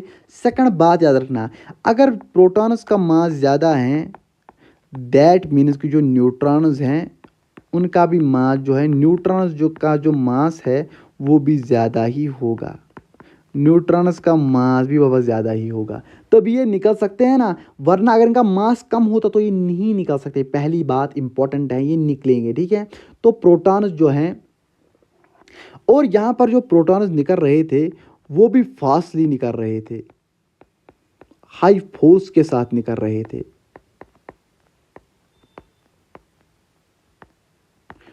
ठीक है। ये समझना है आपको, बिकॉज जो ये अभी जो ये हमारे पास ये न्यूट्रॉन्स आ रहे थे वो भी तेज स्पीड से आ रहे थे, तो नॉकआउट कर देते, बाहर निकाल देते प्रोटॉन्स को भी हाई स्पीड के साथ ही, ठीक है। और उनका मास भी ज़्यादा था, पहली बात ये है। और एक याद रखना, और एक याद रखना बात, जो ये न्यूट्रॉन्स होते हैं ना, न्यूट्रॉन्स ये बड़े ही अनस्टेबल होते हैं। ये अगर मैं हमको आइसोलेटेड स्टेट में रखेंगे, यानी बाहर निकाल के रखेंगे, आइसोलेटेड रखेंगे इनको, तो ये किस में ब्रेक डाउन होते हैं, ये डिसइंटीग्रेट होते हैं, डिसइंटीग्रेट होते हैं। ये किस चीज़ में ये डिसइंटीग्रेट होते हैं, they are it is disintegrate into proton, electron and neutrino. जो न्यूट्रिनो होता है ना, ये बहुत, इसका मास जो होता है वो ऑलमोस्ट नेग्लिजिबल होता है, जिसका मास होता है वो नेग्लिजिबल होता है, ठीक है। यानी ऑलमोस्ट इसका मास इलेक्ट्रॉन से भी कम होता है। समझ आई बेटे आपको बात, ये चीज़ आपको याद रखनी है, ठीक है। और एक इंपॉर्टेंट पॉइंट जो आपको याद रखना है, जो हमारे पास ये न्यूट्रॉन है, जो इस न्यूट्रॉन की डेंसिटी है, डेंसिटी ऑफ न्यूट्रॉन जो है दैट इज 1.5 इंटू 10 पावर 14 ग्राम पर सीसी, ठीक है। ये आपको याद रखना है। अभी जो हमने याद रखना, अभी जो हमने अनदर एक्सपेरिमेंट पढ़ना है, वो किया था जे थॉमसन ने, और इसने निकाला था ई अपॉन एम रेशो, यानी चार्ज अपॉन मास रेशो। तो याद रखना, अगर हमारे पास चार्ज अपॉन यानी ई अपॉन एम रेशो दिया होगा, तो हम बता सकते हैं कि ये न्यूट्रॉन है, प्रोटॉन है कि इलेक्ट्रॉन है, बिकॉज ये जो ई अपॉन एम रेशो होता है ये कांस्टेंट रहता है सब एटॉमिक पार्टिकल्स के लिए। जैसे ये इलेक्ट्रॉन के लिए भी कांस्टेंट रहता है, ये प्रोटॉन के लिए भी कांस्टेंट रहता है, एंड ये प्रोटॉन के लिए भी कांस्टेंट रहता है, ठीक है। तो इस जे थॉमसन ने कौन सा एक्सपेरिमेंट किया, इसने एक एक्सपेरिमेंट किया जो इसने पहले एक्सपेरिमेंट लिया था, लेकिन इस वक्त इसने क्या किया, समझना मेरी बात। पहले इसने क्या किया, पहले जो ही इसने ना इलेक्ट्रिक फील्ड रखा, ना ही मैग्नेटिक फील्ड, ना ही इलेक्ट्रिक इसको नहीं रखा, ना ही इसको रखा। तो जब इसने एक्सपेरिमेंट किया तो ये कैथोड रेज जो थी वो स्ट्रेट जा रही थी और वो पॉइंट ओ पे जिंक सल्फाइड स्क्रीन, जैसे हमने माना यहाँ पर ZNS फ्लोरोसेंट मटेरियल, ठीक है। तो यहाँ पर ये स्ट्राइक कर रही थी ओ पॉइंट पे। लेकिन याद रखना बाबा, याद रखना, यहाँ से याद रखना और एक चीज, जो ही हमने बाबा अप्लाई किया इलेक्ट्रिक फील्ड, तो ये पता है कि जो कैथोड रेज होती है since they are negatively charge, तो ये डिफ्लेक्ट हुई टुवर्ड्स अ यहाँ पर पॉजिटिव है, पॉजिटिव प्लेट और यहाँ पर नेगेटिव प्लेट है। तो वो नेगेटिव प्लेट की ओर डिफ्लेक्ट हुई, उन्होंने अपनी ट्रेजेक्टरी पाथ जो है चेंज की और वो डिफ्लेक्ट हुए और वो कहाँ पर पॉइंट, किस पॉइंट पे स्ट्राइक करने लगी, पी पॉइंट पर स्ट्राइक उन्होंने किया। ओके, अब क्या था, अब इसने इसको कैंसिल किया, इलेक्ट्रिक फील्ड नहीं लगाया, अब उसने लगाया सिर्फ मैग्नेटिक फील्ड।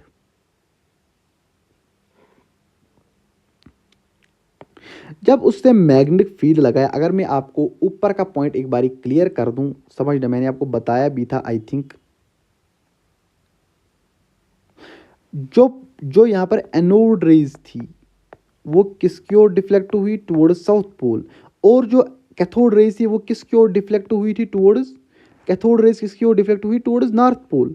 तो ये डिफ्लेक्ट हुई टुवर्ड्स नॉर्थ पोल और ये इस पॉइंट पे जिंक सल्फाइड स्क्रीन पे स्ट्राइक करने लगी, ठीक है। अभी इसने क्या किया, वन सेकेंड, इसने अभी क्या किया, जब इसने इसने अब तीसरी कंडीशन क्या की, तीसरी कंडीशन इसने ये की कि इसने इलेक्ट्रिक फील्ड भी लगाया, मैग्नेटिक फील्ड भी लगाया।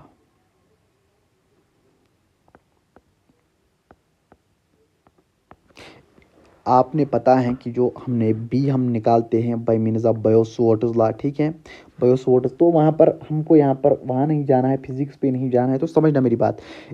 ये जो इसने लगाया परपेंडिकुलर, क्या लगाया, परपेंडिकुलर इसने लगाया, इलेक्ट्रिक और मैग्नेटिक फील्ड इसने लगाया परपेंडिकुलर।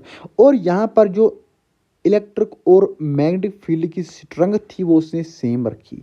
जब उसने इलेक्ट्रिक और मैग्नेटिक फील्ड की स्ट्रेंथ सेम रखी तो इसने फिर क्या देखा, जो ये कैथोड रेज की बीम थी ये फिर से स्ट्रेट लाइन में ट्रेवल करने लगी,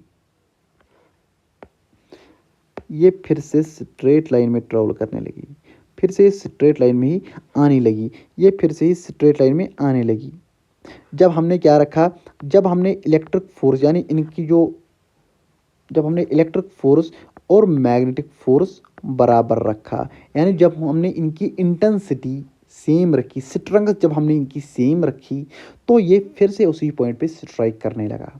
तो याद रखना, अगर आपको पता होगा जो इलेक्ट्रोस्टैटिक फोर्स होता है that is equivalent to Q E charge into electric field, and आपको पता है और जो मैग्नेटिक फोर्स होता है that is Q V cross B.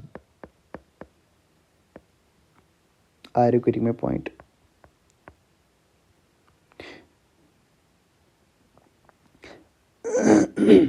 यानी जो v होती है velocity and b is the magnetic field, यानी जो, समझना मेरी बात। चलो यहाँ पर मैं उस चीज़ का नहीं बोलूँगा कि क्रॉस प्रोडक्ट क्या होता है, डॉट प्रोडक्ट क्या होता है। अगर डॉट प्रोडक्ट आएगा cos 90 होगा तो 0 आएगा। यहाँ पर क्रॉस प्रोडक्ट में क्या होता है, जब क्रॉस होता है ना क्रॉस प्रोडक्ट, तो इसमें अगर आपका आएगा 90, क्रॉस में आता है साइन, क्या आता है, साइन 90 जो होता है दैट इज इक्वलेंट टू 1, ठीक है। तो जब वेलोसिटी का कंपोनेंट एंड मैग्नेटिक फील्ड का कंपोनेंट जो है वो 90 डिग्री पर होगा, तो यहाँ पर साइन 90 क्या आएगा, 1 के बराबर। अभी ये चीज़ आप यहाँ पर थोड़ा बहुत छोड़ो इस चीज़ को, ठीक है। तो हम ये लिख सकते हैं कि क्यू ई जो यहाँ पर फोर्स लगे that is Q V B. Okay, तो याद रखना, क्या हम यहाँ से बता सकते हैं कि जो यहाँ पर Q और Q जो है वो कैंसल आउट हो जाएगा, ठीक है। अगर यहाँ से Q और Q कैंसिल हो जाएगा तो हम ये बता सकते हैं कि जो वेलोसिटी आएगी that will be equal to E upon B, electric field upon magnetic field. Hope कि ये चीज़ आपको क्लियर हुई हो, ठीक है। अब उसने दूसरा सेटअप क्या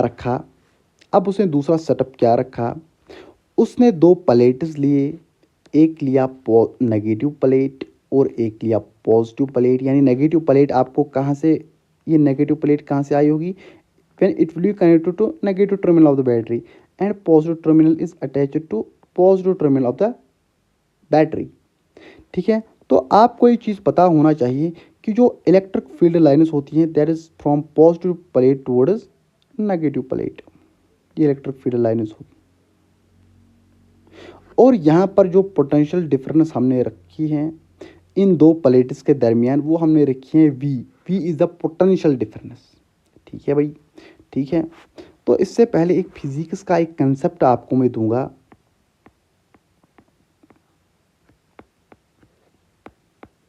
जो इम्पोर्टेंट है इस चीज़ को समझने के लिए।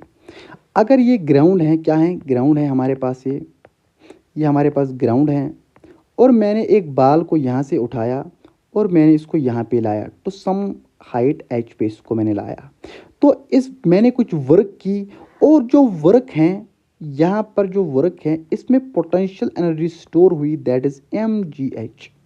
अब मैं इस बॉल को जब ड्रॉप करूँगा तो इसमें कुछ वेलोसिटी आएगी, तो इस यानी जो पोटेंशियल एनर्जी इसमें स्टोर हुई होगी वो किस में कन्वर्ट हो जाएगी, काइनेटिक एनर्जी में। तो मैं क्या बोल सकता हूँ कि potential energy will be equal to kinetic energy, because ये चीज़ आपको याद होनी चाहिए कि पोटेंशियल एनर्जी किस में कन्वर्ट होगी, काइनेटिक एनर्जी में, तभी ये नीचे आएगा।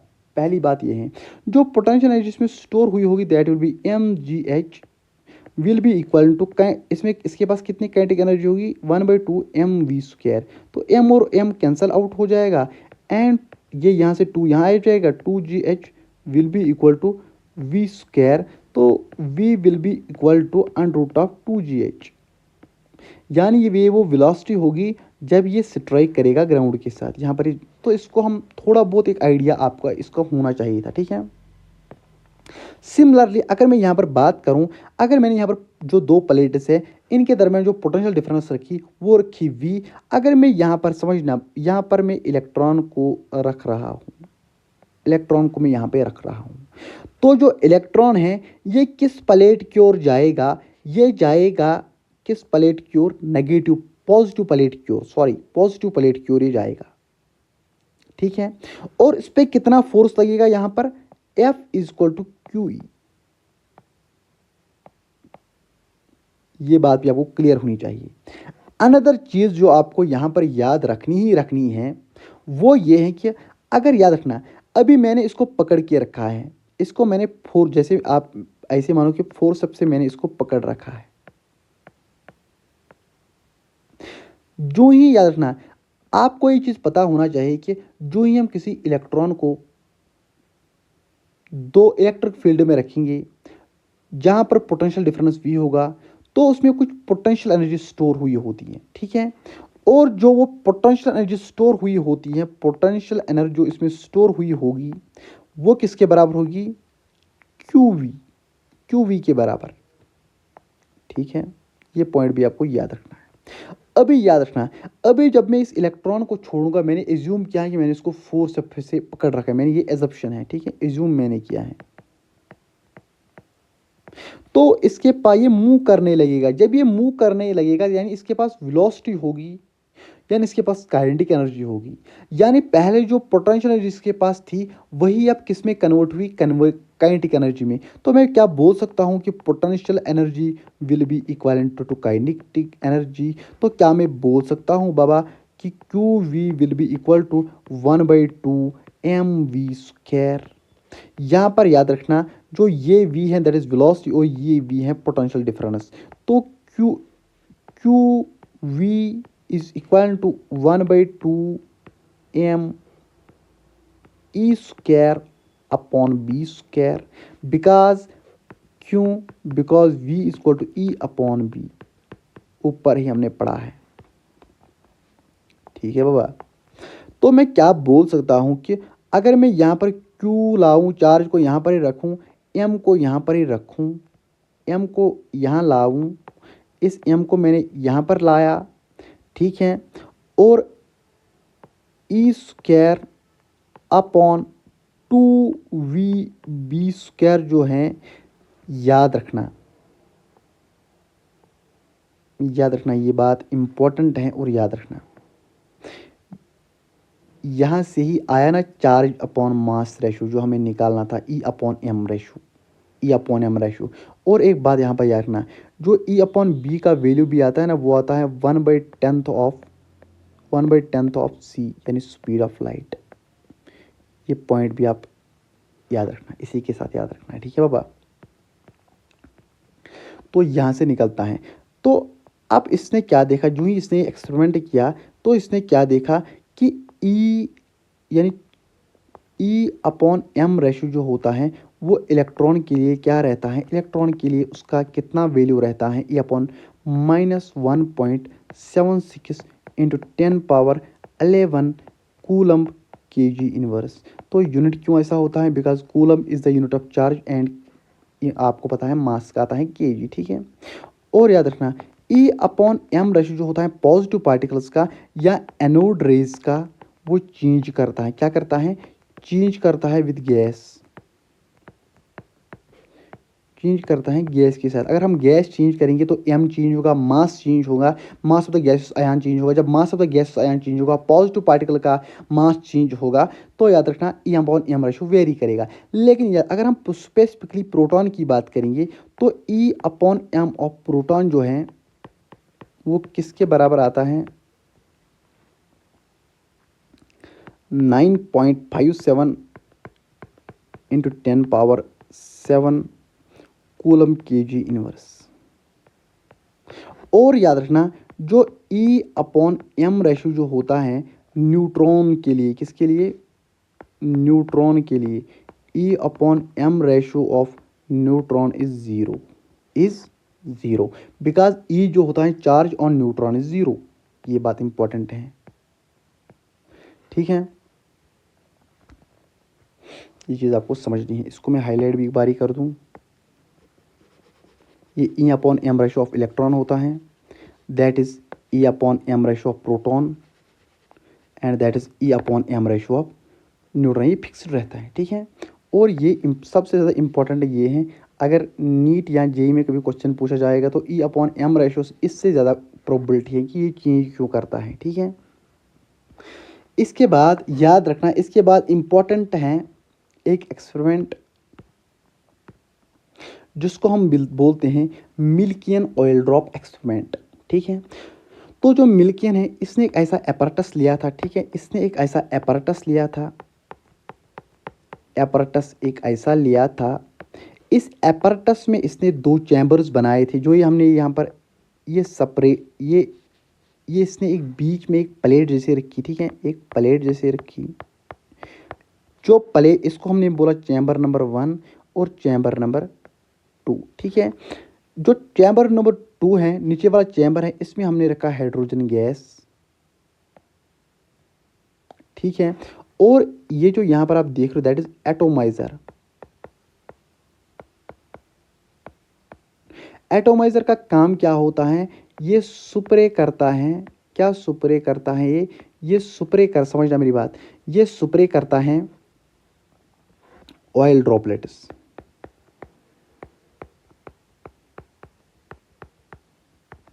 ठीक है। एटोमाइजर क्या स्प्रे करता है, ऑयल ड्रॉपलेट्स, ओके। तो समझना, जो ही हम एक्सरेज को यहाँ पर डाल रहे हैं, हाइड्रोजन गैस हमने यहाँ पर लिया, जो ही एक्सरेज जो हैं H2 गैस पे आएगा, हाइड्रोजन गैस पे, तो इसमें आयोनाइजेशन होगी, तो ये कन्वर्ट हुआ होगा 2 टाइम्स H+ और 2 इलेक्ट्रॉन में, ठीक है। यानी जो नीचे वाला चैम्बर है, यहाँ पर ये 2 चीज़ें भी प्रेजेंट होगी, H+ गैसेस आयन एंड 2 यानी इलेक्ट्रॉन, यानी बहुत सारे इलेक्ट्रॉन यहाँ पर प्रेजेंट हुए होंगे, ठीक है। और एक प्रॉपर्टी याद रखना, जो ऑयल ड्रॉपलेट होता है ना, ऑयल ड्रॉपलेट, इस ऑयल ड्रॉपलेट पे ये ऑयल ड्रॉपलेट इलेक्ट्रॉन्स को, यानी इलेक्ट्रॉन इसकी ओर आएंगे, यानी इलेक्ट्रॉन्स को अपनी ओर अट्रैक्ट करेगा। यानी जो ही ऑयल ड्रॉपलेट आएगा तो इलेक्ट्रॉन इस पर अटैच हो जाएंगे, ठीक है। क्या ये सारे पॉइंट्स आपको क्लियर हुए? आई थिंक आपको ये सारी चीज़ें क्लियर होनी चाहिए, ठीक है। पहले मैं आपको फिर से एक फिजिक्स का एक कंसेप्ट यहाँ पर समझाऊं। चलो यहाँ पर हम समझाएंगे फिजिक्स का एक कंसेप्ट।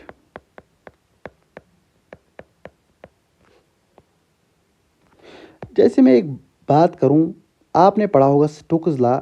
जब एक, याद रखना, वाटर ड्रॉपलेट जो होता है यानी रेन ड्रॉप जो आता है, जब ये एटमॉस्फेयर के थ्रू गिरता है, ठीक है, तो गिरते गिरते इस पे नीचे की ओर फोर्स एक लगता है mg, ग्रेविटेशनल फोर्स। और याद रखना यहाँ पर तो एयर प्रेजेंट होती है और इस एयर की वजह से इस पर फ्रिक्शन लगता है। अगर मोशन इस डायरेक्शन में होगी तो अपोजिट डायरेक्शन में फ्रिक्शन लगेगी, तो फ्रिक्शनल फोर्स भी अपोजिट डायरेक्शन में लगती है, ठीक है। इस डायरेक्शन में फ्रिक्शनल फोर्स इसको लगती है, ठीक है। यानी इस डायरेक्शन में इसको फ्रिक्शनल फोर्स, इसको हम एफ वी मानेंगे, जिसको हम बोलते हैं विस्कस ड्रैग। विस्कस ड्रैग या उसको हम बोलते हैं drag force. I want to cover the whole chapter, लेकिन स्टोरेज नहीं है, ये प्रॉब्लम है, ठीक है। गिरते गिरते जब ये नीचे आएगा तो एक कंडीशन ऐसी आ जाएगी जहाँ पर जो ये नीचे वाला फोर्स है mg जो है ये ऊपर वाले फोर्स के बराबर हो जाएगा। समझ आ रखी मेरी बात? आपको अगर ये चीज़ समझ आई हो तो दिमाग रखना इस चीज़ में, ठीक है। समझ रखना इस चीज़ को, ठीक है। तो यानी एक कंडीशन आ जाएगी ऐसी जहाँ पर F V will be equal to mg, यानी विस्कस फोर्स जो है वो mg के बराबर, ग्रेविटेशनल फोर्स के बराबर हो जाएगा।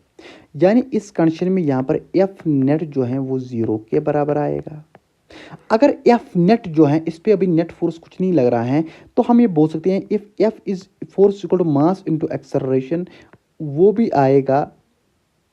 वो जो याद रखना मेरी बात यहाँ पर, मास इनटू एक्सेलरेशन। मास तो अभी 0 नहीं हो सकता, लेकिन एक्सेलरेशन कैन बी 0, तो एक्सेलरेशन यहाँ पर 0 हो सकती है। यानी एक्सेलरेशन जो आती है V final minus V initial upon T will be equal to 0। T भी 0 के बराबर नहीं हो सकता है, लेकिन V final minus V initial जो है वो 0 के बराबर हो सकती है। अगर हम यहाँ पर फिर से दिखाएंगे इसको, समझना, V final minus V initial will be equal to 0, तो ये कंडीशन कब पॉसिबल है? V final will be equal to V initial. यानी जो वेलोसिटी है वो जो पहले थी वो बाद में भी वही रहेगी। क्या इसको मैं बोल सकता हूँ कि वेलोसिटी कांस्टेंट रही होगी? जो ये कांस्टेंट यहाँ पर वेलोसिटी रहती है, वी फाइनल या V initial will be equal to V T, इसको हम बोलते हैं terminal velocity, constant velocity, terminal velocity. Hope कि आपको ये चीज़ समझ आई होगी, ठीक है। समझना मेरी बात, समझना बाबू मेरी बात, इंपॉर्टेंट है। पहली जो कंडीशन है, समझना मेरी बात, ये जो मिल्कियन ने 2 एक्सपेरिमेंट किया, ये किसके लिए इसने किया? पहली बात है, मैंने आपको ये पहले, सॉरी फॉर दैट, मैंने आपको नहीं बताया कि इसका मेन रीज़न क्या था। जो मिल्कियन है, हमने जो थॉमसन ने ई अपॉन एम रेशो निकाला, लेकिन अभी हमको निकालना था, चार्ज भी हमको निकालना था और मास को भी हमने निकालना था। तो इस एक्सपेरिमेंट से हमने चार्ज निकाला। जो ये मिल्कियन ऑयल ड्रॉप एक्सपेरिमेंट है, इसका जो मेन एम था मिल्कियन का, वो निकालना था चार्ज ऑन इलेक्ट्रॉन, वो निकालना था चार्ज ऑन इलेक्ट्रॉन, ठीक है। वो निकालना था क्यू, हमने निकालना था। हमारे पास क्यू आया था, हमारे पास चार्ज अपॉन मास आया था। तो जब हम e upon m divide by e को हम लेंगे तो, सॉरी, जब हम e divide by e upon m को लेंगे तो वही मास आएगा ना, यानी मास भी हम यहाँ से फिर निकाल सकते हैं। तो मेन एम इस एक्सपेरिमेंट का क्या था? मिल्कियन ऑयल ड्रॉप एक्सपेरिमेंट का एक ही मेन था, वो निकालना था चार्ज, ठीक है, चार्ज ऑन इलेक्ट्रॉन। तो अभी याद रखना, अभी इसने क्या किया, समझना मेरी बात। अभी इसने पहली कंडीशन क्या की, जो एटोमाइजर था, यहाँ से इसने क्या किया, एटोमाइजर की मदद से यहाँ से इसने ऑयल ड्रॉप्स डाले, तो जो ये ऑयल ड्रॉपलेट है वो यहाँ से नीचे गिर के नीचे आया। अब जो यहाँ पर याद रखना मेरी बात, जब ये ऑयल ड्रॉपलेट है, जब ये यहाँ पर आया, ऑयल ड्रॉपलेट यहाँ पर आया, तो इस पे बहुत सारे यहाँ पर इलेक्ट्रॉन्स तो ऑलरेडी मौजूद थे, तो इस पे इलेक्ट्रॉन्स, बहुत सारे इलेक्ट्रॉन्स आए। समझना मेरी बात। पहली जो कंडीशन है हमने बात की, इन absence of electric field, in absence of electric field हम पहले बात कर रहे हैं। यानी अगर मैं इसको ऐसे बना दूं, समझना मेरी बात, ये इसने एक सेटअप लिया था, ठीक है, और यहाँ पर इसने एक ऐसा एक प्लेट जैसा रखा था, और इस प्लेट में यहाँ से इसने होल रखा था, और यहाँ पर रखा था एटोमाइज़र। एटोमाइज़र से जब इसने यहाँ पर क्या डाला, ऑयल डाला, तो ये एक ऑयल ड्रॉपलेट जब यहाँ पर आया, ऑयल ड्रॉपलेट अब यहाँ पर आया, तो इस ऑयल सिंस यहाँ पर इलेक्ट्रॉन्स भी बहुत सारे मौजूद थे, ठीक है, तो इस पे इलेक्ट्रॉन्स आए, बहुत सारे इलेक्ट्रॉन्स पे आए। समझना मेरी बात। जब ये ऑयल ड्रॉपलेट यहाँ पे आया, जब ये ऑयल ड्रॉपलेट आया, इस पे नेगेटिव चार्ज आए, इलेक्ट्रॉन इससे अटैच हुए, ठीक है, तो अब ये नीचे की ओर आने लगा। जब ये नीचे की ओर इस दूसरे वाले, ये अभी में याद रखना, जैसे मैं बात करूँ, ये ऐसे में बात करूँ, ये दूसरा वाला कंपोनेंट है एंड दैट इज फर्स्ट वाला कंपोनेंट, और यहाँ पर मैं मानूँ एटोमाइज़र, और यहाँ पर मैं मान लूँ होल एटोमाइज़र। जब ये नीचे आया, सिंस यहाँ पर H प्लस गैसियस आयन्स भी प्रेजेंट थे और इलेक्ट्रॉन्स भी प्रेजेंट थे इस वाले चैम्बर में, ठीक है, बिकॉज हमने आयोनाइजेशन की एक्सरेज की मदद से पहले यहाँ पर।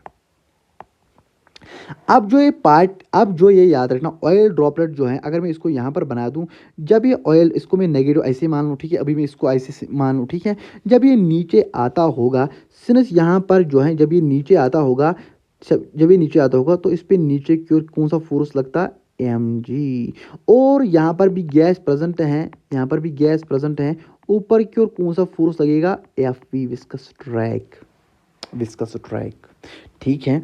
तो मैं क्या इसको, इस चीज़ को ऐसे समराइज कर सकता हूँ, इस चीज़ को ऐसे बोल सकता हूँ कि in absence of electric field मैंने क्या किया, Fv will be equivalent to mg।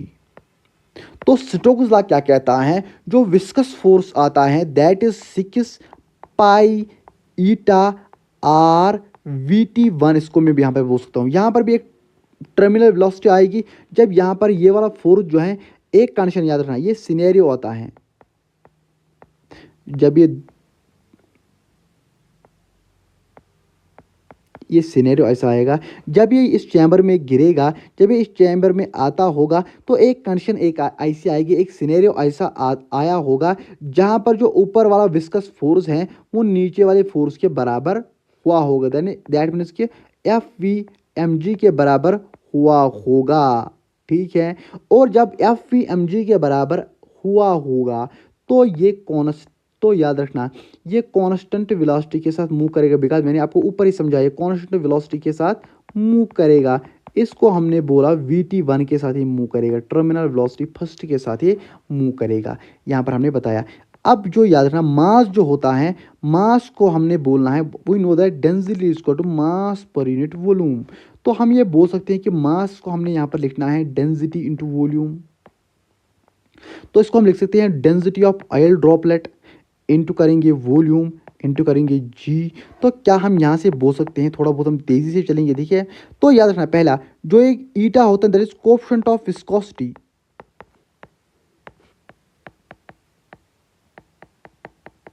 ये होता है radius of oil droplet, radius of droplet, जो ऑयल ड्रॉपलेट हमारे पास था, ठीक है। और VT1 टर्मिनल वेलोसिटी फर्स्ट, ठीक है। तो याद रखना, ये चीज़ें आपको याद रखनी है। तो 6 pi eta are VT1 is equal to density of oil into, क्या आपको पता है जो ये स्फेरिकल होगा, इसने जो ऑयल ड्रॉपलेट स्फेरिकल है, तो स्फेरिकल का वॉल्यूम कितना आता है, 4/3 pi r cube, 4/3 pi r cube into g. तो मैं क्या यहाँ से मैं एक आर और इस क्यूब को काट लूँ, तो ये आएगा 6 पाई ईटा VT1।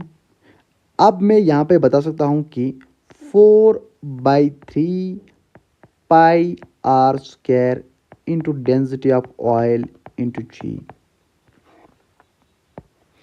यहाँ से पाई और पाई कैंसल आउट हो जाएगा, तो यहाँ से आ जाएगा 6 eta VT1 is equivalent to 4/3 r square into density of oil into g. इस इक्वेशन से आप बहुत सारी चीज़ें निकाल सकती हो। अगर आपको अभी फाइंड करनी है रेडियस ऑफ ऑयल ड्रॉपलेट, क्या फाइंड करनी है? Radius of oil droplet. तो इस 3 को यहाँ से मैं मल्टीपल करूँगा, 18 ईटा VT1, ये 4 यहाँ से डिनोमिनेटर में आ जाएगा, 4 भी आएगा, डेंसिटी ऑफ ऑयल भी डिनोमिनेटर में आ जाएगी और जी भी डिनोमिनेटर में आ जाएगी, इक्वल टू आर स्क्वायर। तो याद रखना, ठीक है। होप कि आपको एक चीज़ समझ आई होगी। अगर मैं दोनों साइडों पे अब रूट लगा दूं तो ये स्क्वायर और रूट कैंसल आउट हो जाएगा। सो रेडियस इसके बराबर आ जाएगी under root of 18 eta VT1 upon 4 density of oil into g. तो इम्पॉर्टेंट फार्मूला है, ठीक है, याद रखना, ठीक है, इंपॉर्टेंट फार्मूला है। इसके बाद हमने सेकंड सिनेरियो की बात करनी। जब हम सेकंड सिनेरियो की बात करेंगे, यहाँ पर समझना मेरी बात, ये पहला वाला कंपोनेंट है और ये इसमें अगर मैं इसकी वजह से इसमें होल बना दूँ, ये हमने होल यहाँ पर रखा है, ठीक है। और ये कौन सा है? एटोमाइज़र, यानी जिसकी मदद से हम यहाँ पर ऑयल ड्रॉपलेट सप्लाई करते हैं, ठीक है। तो यहाँ से ये ऑयल ड्रॉपलेट जो यहाँ पर आएगा, ऑयल ड्रॉपलेट अब यहाँ पे आएगा, इस पे इलेक्ट्रॉन्स आएंगे, इलेक्ट्रॉन इससे अटैच हुए होंगे। अब हमने जो ये ऊपर वाला प्लेट है इसको पॉजिटिव टर्मिनल के साथ अटैच किया और जो ये नेगेटिव और ये नीचे वाला प्लेट को हमने किससे कनेक्ट किया? नेगेटिव टर्मिनल से। एक्चुअली बेस के साथ नहीं, यहाँ पर दूसरा प्लेट लगा हुआ था, ठीक है।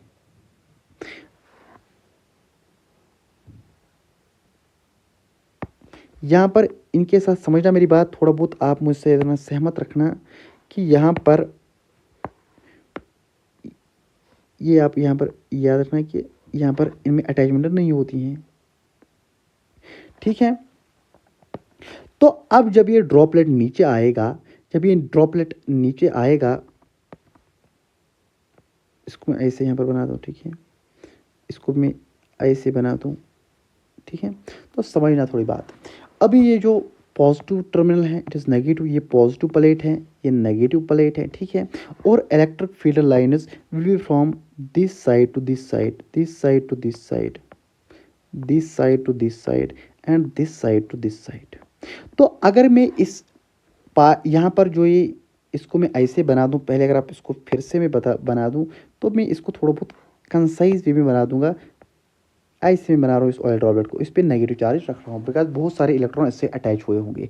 तो समझना, अगर मैं इसकी बात करूँ यहाँ पर, तो इस पर नीचे की ओर फोर्स एक लगेगा पहले mg, जब ये नीचे की ओर आता होगा, ठीक है, और ऊपर की ओर इस पर विस्कस ड्रैग लगा होगा।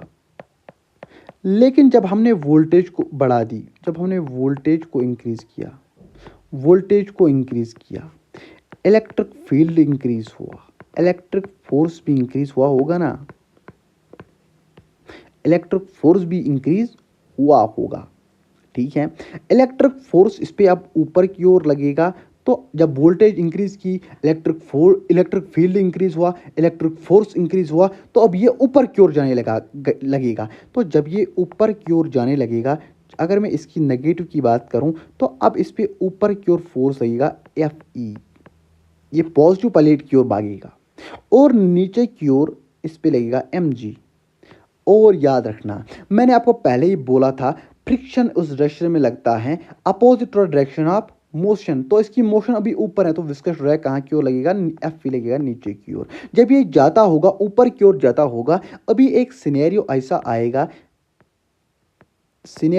आएगा जहां पर क्या होगा, जहां पर ये फोर्सेस आपस में कैंसल आउट कर जाएंगी, यानी जहां पर एफ ई जो आएगा वो बराबर आएगा F V plus M G के बराबर, यानी एफ नेट यहाँ पर 0 होगा, यानी यहाँ पर टर्मिनल वेलोसिटी इसने एक्योर करी होगी। तो क्या इस इक्वेशन से मैं यहाँ से लिख सकता हूँ एफ ई जो है वो बराबर हुआ होगा F V plus M G के बराबर। ठीक है, तो एफ ई जो है याद रखना मेरे बाबा, एफ जी ई जो है दैट इज क्यू ई, याद रखना वो होता है electric force.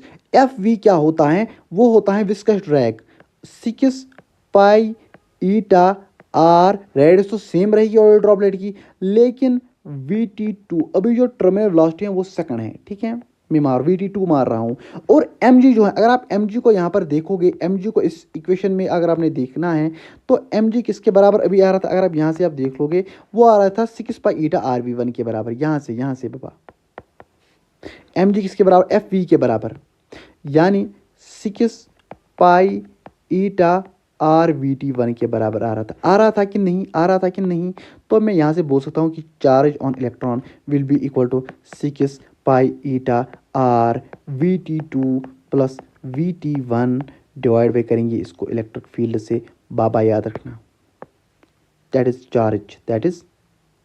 Is charge on electron, important है, that is charge on electron. Hope कि आपको ये चीज़ समझ आ रही होगी। तो अब इस एक्सपेरिमेंट से इन्होंने क्या किया, इन्होंने चार्ज फाइंड किया। क्या इन्होंने फाइंड किया, चार्ज इन्होंने फाइंड किया। और याद रखना इंपॉर्टेंट बात है, समझना इंपॉर्टेंट बात है, इंपॉर्टेंट है, फिर मत बोलना कि मुझे समझ नहीं आया, इंपॉर्टेंट है।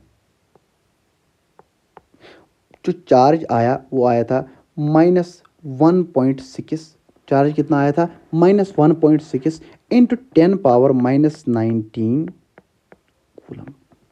अभी उन्होंने जो रिपीट किया that was charge on 1 electron. ठीक है, तो जब उन्होंने रिपीट एक्सपेरिमेंट्स किए तो जो ये चार्ज आ रहा था, charge was integral multiple of 1.6 into 10 power -19 coulomb. यानी जितने जो ऑयल ड्रॉपलेट था, उस ऑयल ड्रॉपलेट पे जितने इलेक्ट्रॉन्स थे, उस ऑयल ड्रॉपलेट पे जितने, समझना फिर से मेरी बात समझना, उस ऑयल ड्रॉपलेट पे जितने इलेक्ट्रॉन्स थे उतना चार्ज आ रहा था। एक इलेक्ट्रॉन पे कितना चार्ज था, -1.6 इंटू 10 पावर -19, और जितने इलेक्ट्रॉन्स थे उतना चार्ज आएगा। That is known as Q equal to NE, that is known as quantization of charge, that is known as quantization of charge,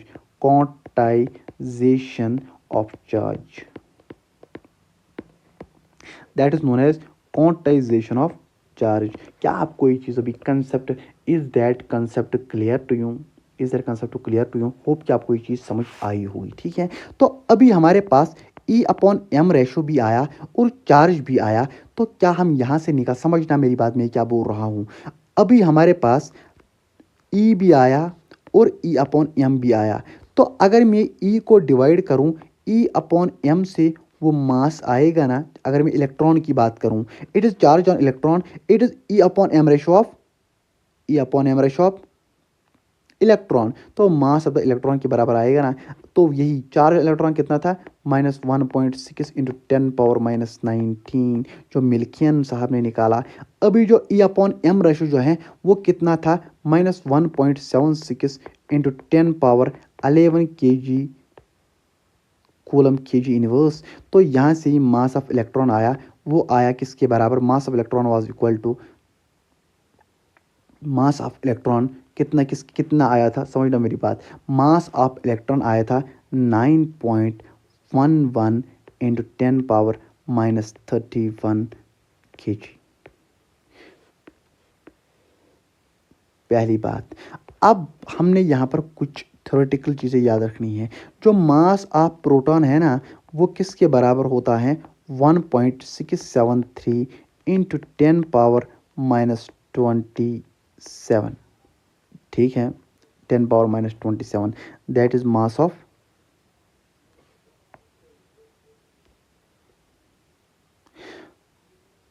और एक पॉइंट में यहाँ पर ऐड करना चाहूँगा, जो मैं यहाँ पर भूल गया, कि यहाँ पर हम जो मिल्क एंड ऑयल ड्रॉपलेट में हम क्यों लेते हैं, क्यों लेते हैं हम यहाँ पर oil instead of water? Water भी तो हम ले सकते हैं। वाटर जो होता है ये इवापरेट करेगा, जब ये इवापरेट करेगा तो मास कम होगा। अगर मास कम होगा तो रेडियस भी चेंज करेगी। अगर आप यहाँ पर देखोगे, जो स्टोक्स लॉ होता है वो होता है 6 पाई ईटा आर वी। अगर ये रेडियस चेंज करेगा तो फिर याद रखना एफ विस्कस ड्रैग भी चेंज करेगा ना, दैट इज़ वाई हमने क्या लिया, ऑयल ड्रॉपलेट। इसका मास कांस्टेंट रहता है और आर भी कांस्टेंट रहता है, ठीक है।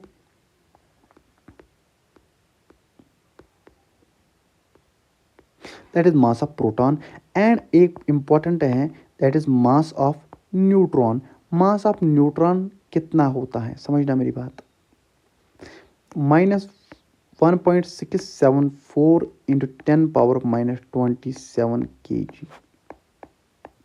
अब जब हमने क्या किया, mass of proton divide by mass of electron किया तो इसका कितना रेशो आया था, 1836। यानी जो मास ऑफ प्रोटॉन है that is 1836 times mass of electron. पहला पॉइंट। जब हमने मास ऑफ, अभी तो ये रेशो यहाँ पर है, इनको आप डाल सकते हो, ठीक है।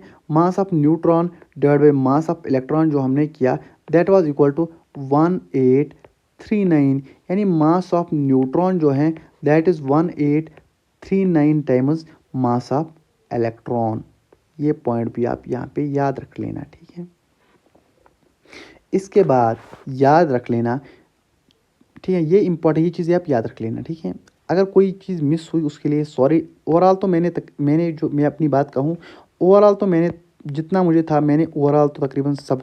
इसके बाद हम पढ़ेंगे कुछ एलिमेंट्री पार्टिकल्स के बारे में। क्या पढ़ेंगे, कुछ एलिमेंट्री पार्टिकल्स के बारे में।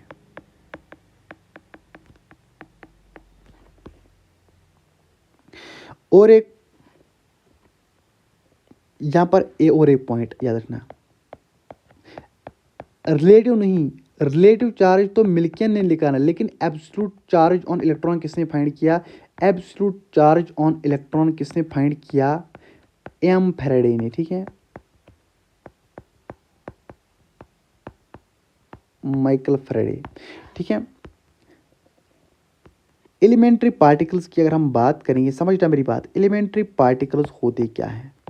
एलिमेंट्री पार्टिकल्स में हम पहले बात करने वाले हैं, पहला हमने जो पढ़ना है that is anti proton. Anti proton जो है इसका मास जो है, एंटी प्रोटॉन का जो मास है दैट इज, यहाँ पर मास याद रखना और स्पिन याद रखना और चार्ज याद रखना। जो इसका मास है प्रोटॉन के बराबर होता है, स्पिन होती है इसकी 1/2 और चार्ज होता है इसका, कितना होता है इसका charge, it is negative charge होता है इसका, ठीक है। दूसरी बात हम बात करने वाले हैं म्यू मीज़ॉन की। जो म्यू मीज़ॉन होता है, समझना मेरी बात, इसका जो मास होता है that is 210 times mass of electron के बराबर। स्पिन भी 1/2 एंड चार्ज इसका पॉजिटिव भी हो सकता है और नेगेटिव भी हो सकता है। इसके बाद हम बात करने वाले हैं पाई मीज़ॉन्स की। पाई मीज़ॉन्स में भी याद रखना इसका जो मास है वो 276 टाइम्स मास ऑफ इलेक्ट्रॉन के बराबर आता होगा। 1/2 स्पिन है और याद रखना ये भी पॉजिटिव या नेगेटिव हो सकते हैं, ठीक है। और अगर हम पियोन की बात करेंगे तो पियोन का जो याद रखना, इसका मास है 265 टाइम्स मास ऑफ इलेक्ट्रॉन के बराबर। Spin is 1/2 and charge is 0, ठीक है। अगर हम फिर से हम देखेंगे यहाँ पर कुछ पार्टिकल्स, फिफ्थ पार्टिकल की अगर हम यहाँ पर बात करेंगे, दैट इज न्यूट्रिनो।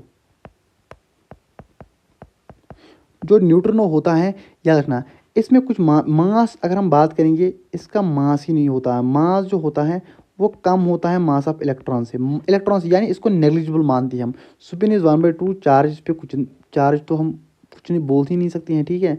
जब इसके पास मास ही नहीं है तो चार्ज कहाँ से आएगा, जब मास ही नहीं है इसके बाद 6 में हम बात करेंगे किसकी, पॉजिट्रॉन की, पॉजिट्रॉन की बात करेंगे, ठीक है। तो पॉजिट्रॉन जो है, पॉजिट्रॉन जो है यहाँ पर याद रखना, पॉजिट्रॉन जो है यहाँ पर चार्ज इसका पॉजिटिव होता है और इसका जो मास होता है that is equal to mass of electron के बराबर होता है एंड स्पिन होती है इसकी 1/2। ये कुछ एलिमेंट्री पार्टिकल्स थे। होप आपको ये चीज़ समझ आई होगी, ठीक है। तो इसके बाद हम डिस्कस करने वाले हैं कुछ क्वेश्चंस जो यहाँ से पूछे जा सकते हैं। Which of the following are subatomic particles, सब हैं all of these. Absolute charge on electron was determined by, relative किसने निकाला, मिल्कियन ने, लेकिन याद रखना एब्सोल्यूट चार्ज निकाला एम फैराडे ने, मैंने आपको अभी बताया। The application of the electric and magnetic field deflected certain rays in discharge tube towards cathode. अगर ये कैथोड जो होता है नेगेटिव चार्ज की ओर, that means this prove they are anode raise.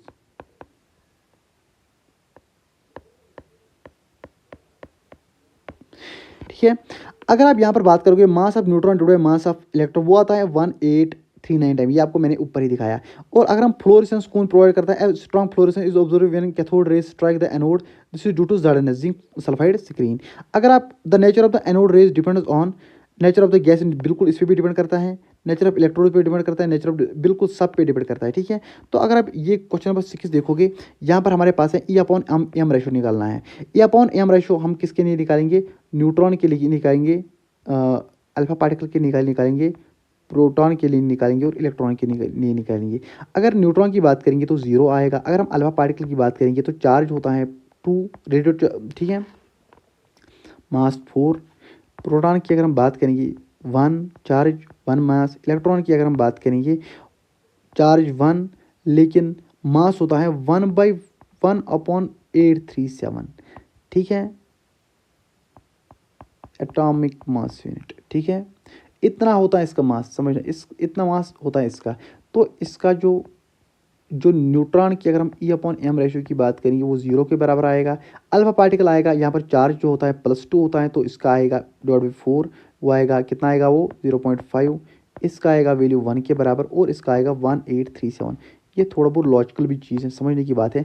Since अगर आप इन सब में देखोगे, अगर आप ऐसे भी इस क्वेश्चन को कर सकते हो, अगर आप इलेक्ट्रॉन को देखोगे, इलेक्ट्रॉन का मास इन सब में सबसे कम है।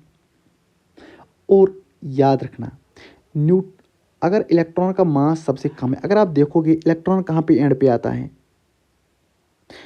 इलेक्ट्रॉन यहाँ पे भी एंड पे आता है, इलेक्ट्रॉन यहाँ पे भी एंड पे आता है, ठीक है। अगर ई अपॉन एम रेशो जो है, ई अपॉन एम रेशो कहाँ पर ज़्यादा होगा, जहाँ पर नीचे वाली टर्म कम होगी। नीचे वाली टर्म कहाँ पे कम होगी, इलेक्ट्रॉन के केस में, तो सबसे ज़्यादा इसमें ई अपॉन एम रेशो होगा।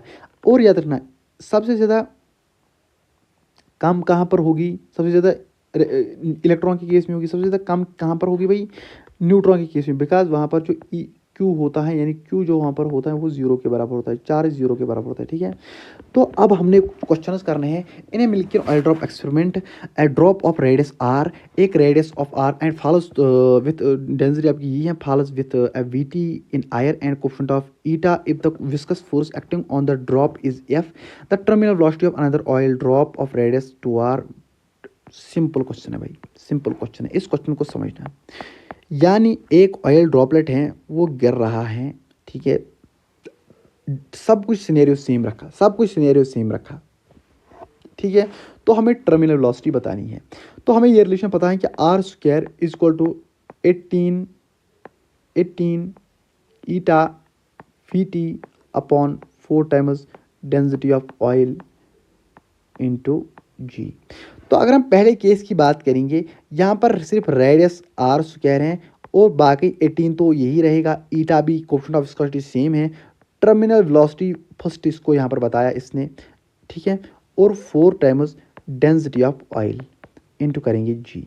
अगर याद रखना अभी मैं क्या कर रहा हूँ, जब इसने रेडियस को बता दिया 2 टाइम्स जब इसने रेडियस की तो इसका स्क्वायर आएगा एंड 18 ईटा यहाँ पर भी आएगा, मगर वी टी 2 होगी इस कंडीशन में, और 4 times density of oil into g. हमने यहाँ पर सिर्फ इसने एक ही काम किया है, रेडियस को बढ़ाया है। रेडियस पहले r थी, अब इसने 2r कर दी, r से 2r कर दी, ठीक है। तो अगर आप देखोगे तो r square upon 4r square is equivalent to, ये वाला टर्म और ये वाली टर्म खत्म हो जाएगी, 18 और 18 खत्म हो जाएगा, यानी VT1 upon VT2। r square और r स्क्वायर कैंसिल आउट हो जाएगा, दैट मीन्स कि VT2 जो आएगा that will 4 times VT first. अगर ये होगा यानी 4 टाइम्स इनिशियल हो जाएगा, 4 टाइम्स इनिशियल हो जाएगी इसकी टर्मिनल वेलोसिटी। पहली बात ये है। अभी जो दूसरा क्वेश्चन है बहुत ही इंपॉर्टेंट ईजी है।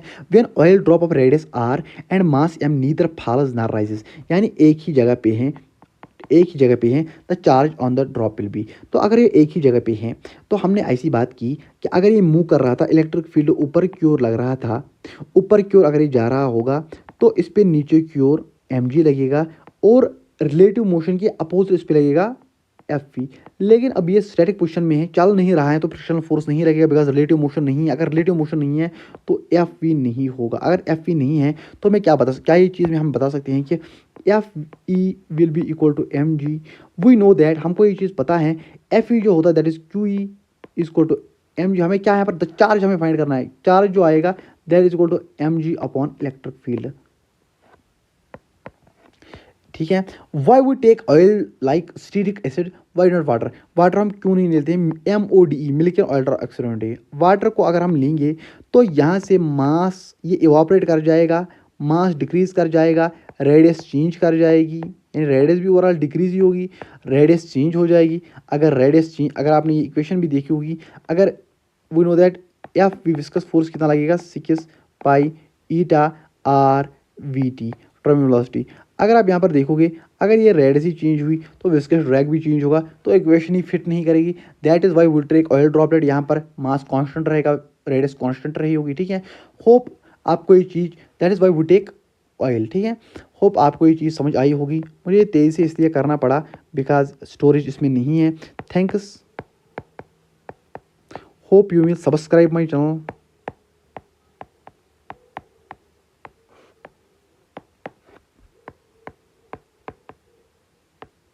आप मेरे यूट्यूब चैनल को सब्सक्राइब करोगे। ठीक है।